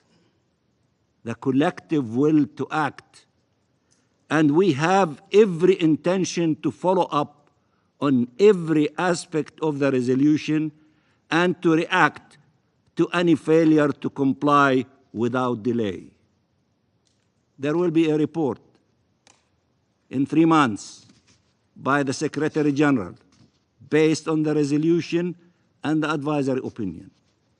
Those who would comply with their obligations and international law, led by Israel, the occupying power, and those who do not comply, and then we will ask the General Assembly to take the necessary step We will not relent until we see this illegal occupation end as quickly as possible, as the General Assembly stated, within 12 months. Mr. President, what the court determined is wholly and directly relevant to the duties of this council. It stated inter alia that, and I quote, the sustained abuse by Israel of its position as an occupying power through annexation and an assertion of permanent control over the occupied territory and continued frustration of the right of the Palestinian people to self-determination violates fundamental principles of international law and renders Israelis' presence in the occupied Palestinian territory unlawful. Unlawful. End of quotation. If we needed to identify two cardinal rules, two pillars on which the international law-based order was built, two principles whose respect was critical for international peace and security, they would be the right of peoples to self-determination and the prohibition of the acquisition of territory by force. And these are the rules that Israel has been breaching openly, brazenly, for decades without consequences. The ICJ and General Assembly were able to rise to the historic and tragic challenge before us. When will the Security Council, the body entrusted with primary responsibility for the maintenance of international peace and security, step up and live up to its mandate and defend these cardinal principles to ensure the survival of the international law-based order? It has been 8 years since the Council adopted Resolution 2334. Since then, Israel has ignored and violated the resolution, just like every other resolution, persisting in its breaches of the Charter, of the most fundamental rules of international law, and of the determinations of the Council. Should the Security Council give in, surrender to Israel's colonial will, or should it deploy the necessary means to ensure respect for its resolutions and international law? I repeat, as I have said so many times before, you have the tools, you have the power, you have the mandate to enforce your resolutions and to enforce international law. Will you act on such basis, or will you continue to drag your feet and appease one country here and one country there? Let me say it again. Palestinians want to live, not merely to survive. They want to be safe in their homes. They want their children to go to school without fear. Palestinians want to be free in reality, as they are in spirit, free to live, to come and go, free to determine their own fate, subject only to God and to no other. They want to be Palestinians, to be themselves, just be, neither heroes nor victims, just human beings with the simplest of dreams or the greatest of aspirations, living in dignity, in peace and security in their own homeland. The Palestinian people is an extraordinary people whose true desire is to lead an ordinary life. They will settle for nothing less. Anybody expect them to accept their servitude, to coexist with their chains, is truly misguided. Freedom is their birthright. Freedom is their destiny. Thank you, Mr. President. I thank the representative of the Observer State of Palestine for her statement. I now give the floor to the representative of Israel. Thank you, Mr. President. The world is experiencing a period of extraordinary instability.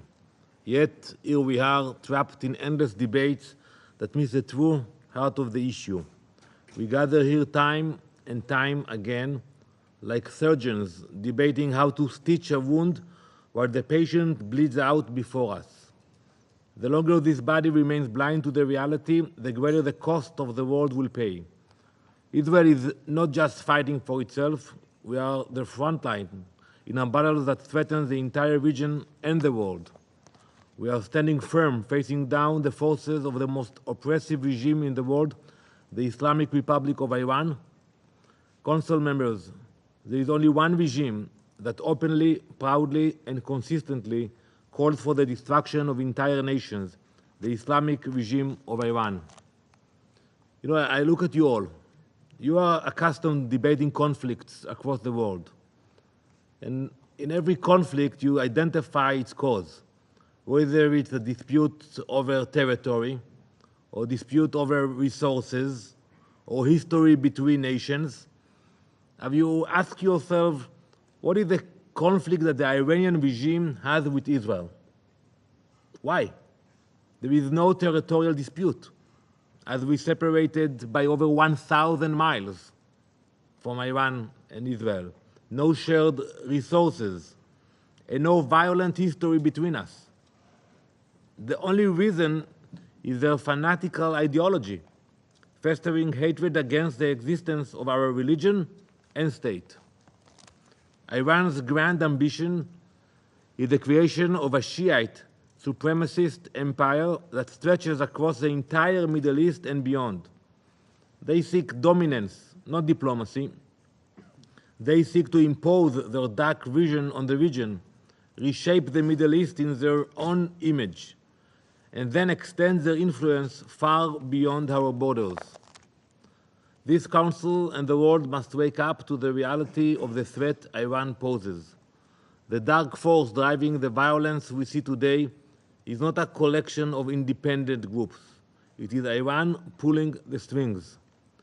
The Iran proxies, Hezbollah in the north, Hamas and Palestinian Islamic Jihad in Gaza, the Houthis in Yemen, Shiite militias in Iraq and Syria, and terrorist cells in Judea and Samaria are all Iran's attack dogs, unleashed to spread death and destruction across the region.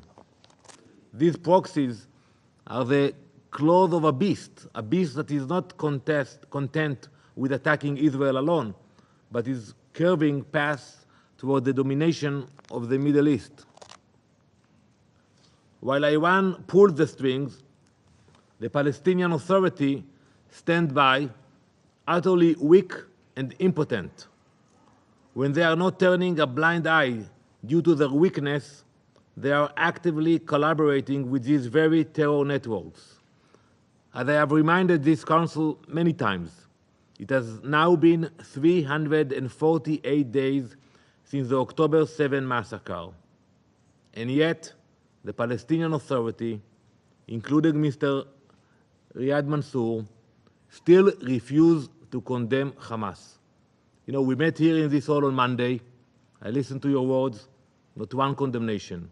We met in the General Assembly on Tuesday, nothing. Wednesday in the General Assembly, no one mentioned Hamas from the PA. Here we are again today, meeting here. Tomorrow we'll meet again at 3 p.m. Zero, nothing.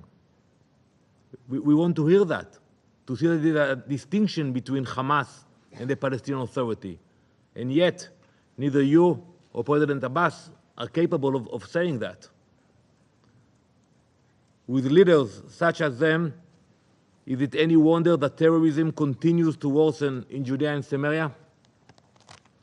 The PA's failure to confront these threats head-on has only emboldened those who seek to spread terror in our region.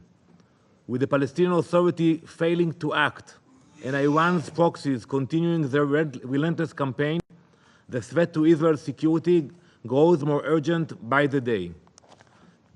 On our northern border, Hezbollah, armed and funded by Iran, continues to launch rockets, drones, and missiles into Israel, with thousands of missiles poised to target our major civilian centers. In Gaza, Hamas weaponized an entire territory, building the world's most extensive network of terror infrastructure.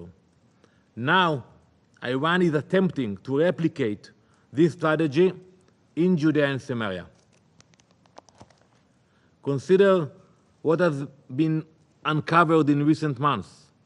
Iran is flooding Judea and Samaria with explosives, grenades, anti-tank mines, and advanced weaponry, while recruiting terrorists to execute attacks against Israeli civilians. Iran's goal is to turn Judea and Samaria into another Gaza, a hotbed of terror that threatens to overflow into neighboring countries. The Iranian weapons, which are now flooding Judea and Samaria, are not improvised weapons. They are sophisticated munitions manufactured by Iran and deployed in Judea and Samaria for the sole purpose of murder. Earlier this year, Israeli forces exposed one of Iran's key operatives. His name is Munir Makada, who had been actively recruiting terrorists in Judea and Samaria. Makada had been orchestrating the smuggling of advanced Iranian weaponry, including anti-tank missiles and explosives, to carry out massive attacks on Israeli civilians. Thanks to the coordinated efforts of our security and defense forces, an enormous stockpile of these weapons was seized, preventing another potential wave of terror. Enough weapons were recovered to equip a small army, an army funded and armed by Iran. Iran has transformed our region into its railway of terror. They are taking advantage of their grip, as you all know, over Syria and Lebanon, to deliver its advanced weapons to terrorists in Judea and Samaria. Iran's murderous Orient Express is operating right under the world's nose. As a result, and we heard the reports, as a result of these murderous efforts, our security forces have been forced to engage intensely. And it's true, we are engaging. Otherwise, our civilians would become the victims of Iran's terrorist mercenaries. These preventative measures in Judea and Samaria are not just an option, they are a necessity. While we have stopped many Iranian attempts to smuggle weaponry, we cannot stop them all. Just 2 weeks ago, Tel Aviv narrowly escaped a tragedy. A terrorist armed with a backpack full of explosives intended to enter a synagogue and murder the worshippers inside. But fate intervened, thanks God, and the suicide bomber exploded outside the synagogue before he carried out his plot. By nothing short of a miracle, countless innocent lives were spared. This was not an isolated moment, but a reminder of the dark web of terror Iran and its proxies continue to weave in Judea and Samaria. In the past 2 months alone, 2 car bombs were discovered and defused in Gush Etzion. A third one was planted along the path of a school bus filled with young children. These weren't distant threats or theories. They were immediate and deadly, stopped just moments before disaster. And then came the rocket fired from the heart of Jenin, which is a major city in northern Samaria, and exploding in a city nearby, Afula, among civilians. So rockets can fly not only from Gaza into Israel, but also from Judea and Samaria. A chilling demonstration of the terror that Iran and their proxies are determined to bring into our cities and into our very homes. This is why Israel must take preventative steps. We do not wait for disaster to strike before we act. Let me ask you all, what would your security forces do if they had intelligence about terrorists planning a massive attack on your civilian population. Think about your capital city. Would there be any doubt about what to do? Well, we have no such doubts, and neither do any of you. When a terrorist threat to the Taylor Swift concert in Austria was intercepted, the authorities canceled the show immediately, tracked down who was responsible, and arrested them. Afterwards, we were all relieved that a disaster was avoided. But when Israel takes the very same reasonable steps, we gather the intelligence, we neutralize the threat, preventive terror attacks against our civilians. What happened after? We are condemned. Colleagues, you have heard facts such as these before, but they bear repeating because this Council remains paralyzed by indecision. We are not dealing with isolated acts of terror. We are dealing with an orchestrated campaign of destruction directed by the Ayatollahs in Tehran. And while this body debates restraint and diplomacy, Iran's terror network grows stronger. The time for half measures, blind eyes, and empty statements is over. What is required now is not talk about the symptoms, but action against the disease itself, which is the Iranian regime. Hezbollah and the Iranian Revolutionary Guards must be designated as terrorist organizations worldwide. Sanctions against Iran must be intensified until the capacity to support terror is completely diminished. While we prevent their murderous aims before they take place, we expect this Council to stop them at the root. Israel will defend itself with all the force necessary to protect our people. We will dismantle every terrorist network, uproot every Iranian proxy, and strike down those who seek to harm us. The international community must stand with us, not just for Israel, but for the very future of the Middle East. The stakes could not be higher. The time for inaction has passed. Thank you. Representative of Israel for their statement. There are no more names inscribed on the list of speakers. I now invite Council members to informal consultations to continue our discussion on the subject. The meeting is adjourned.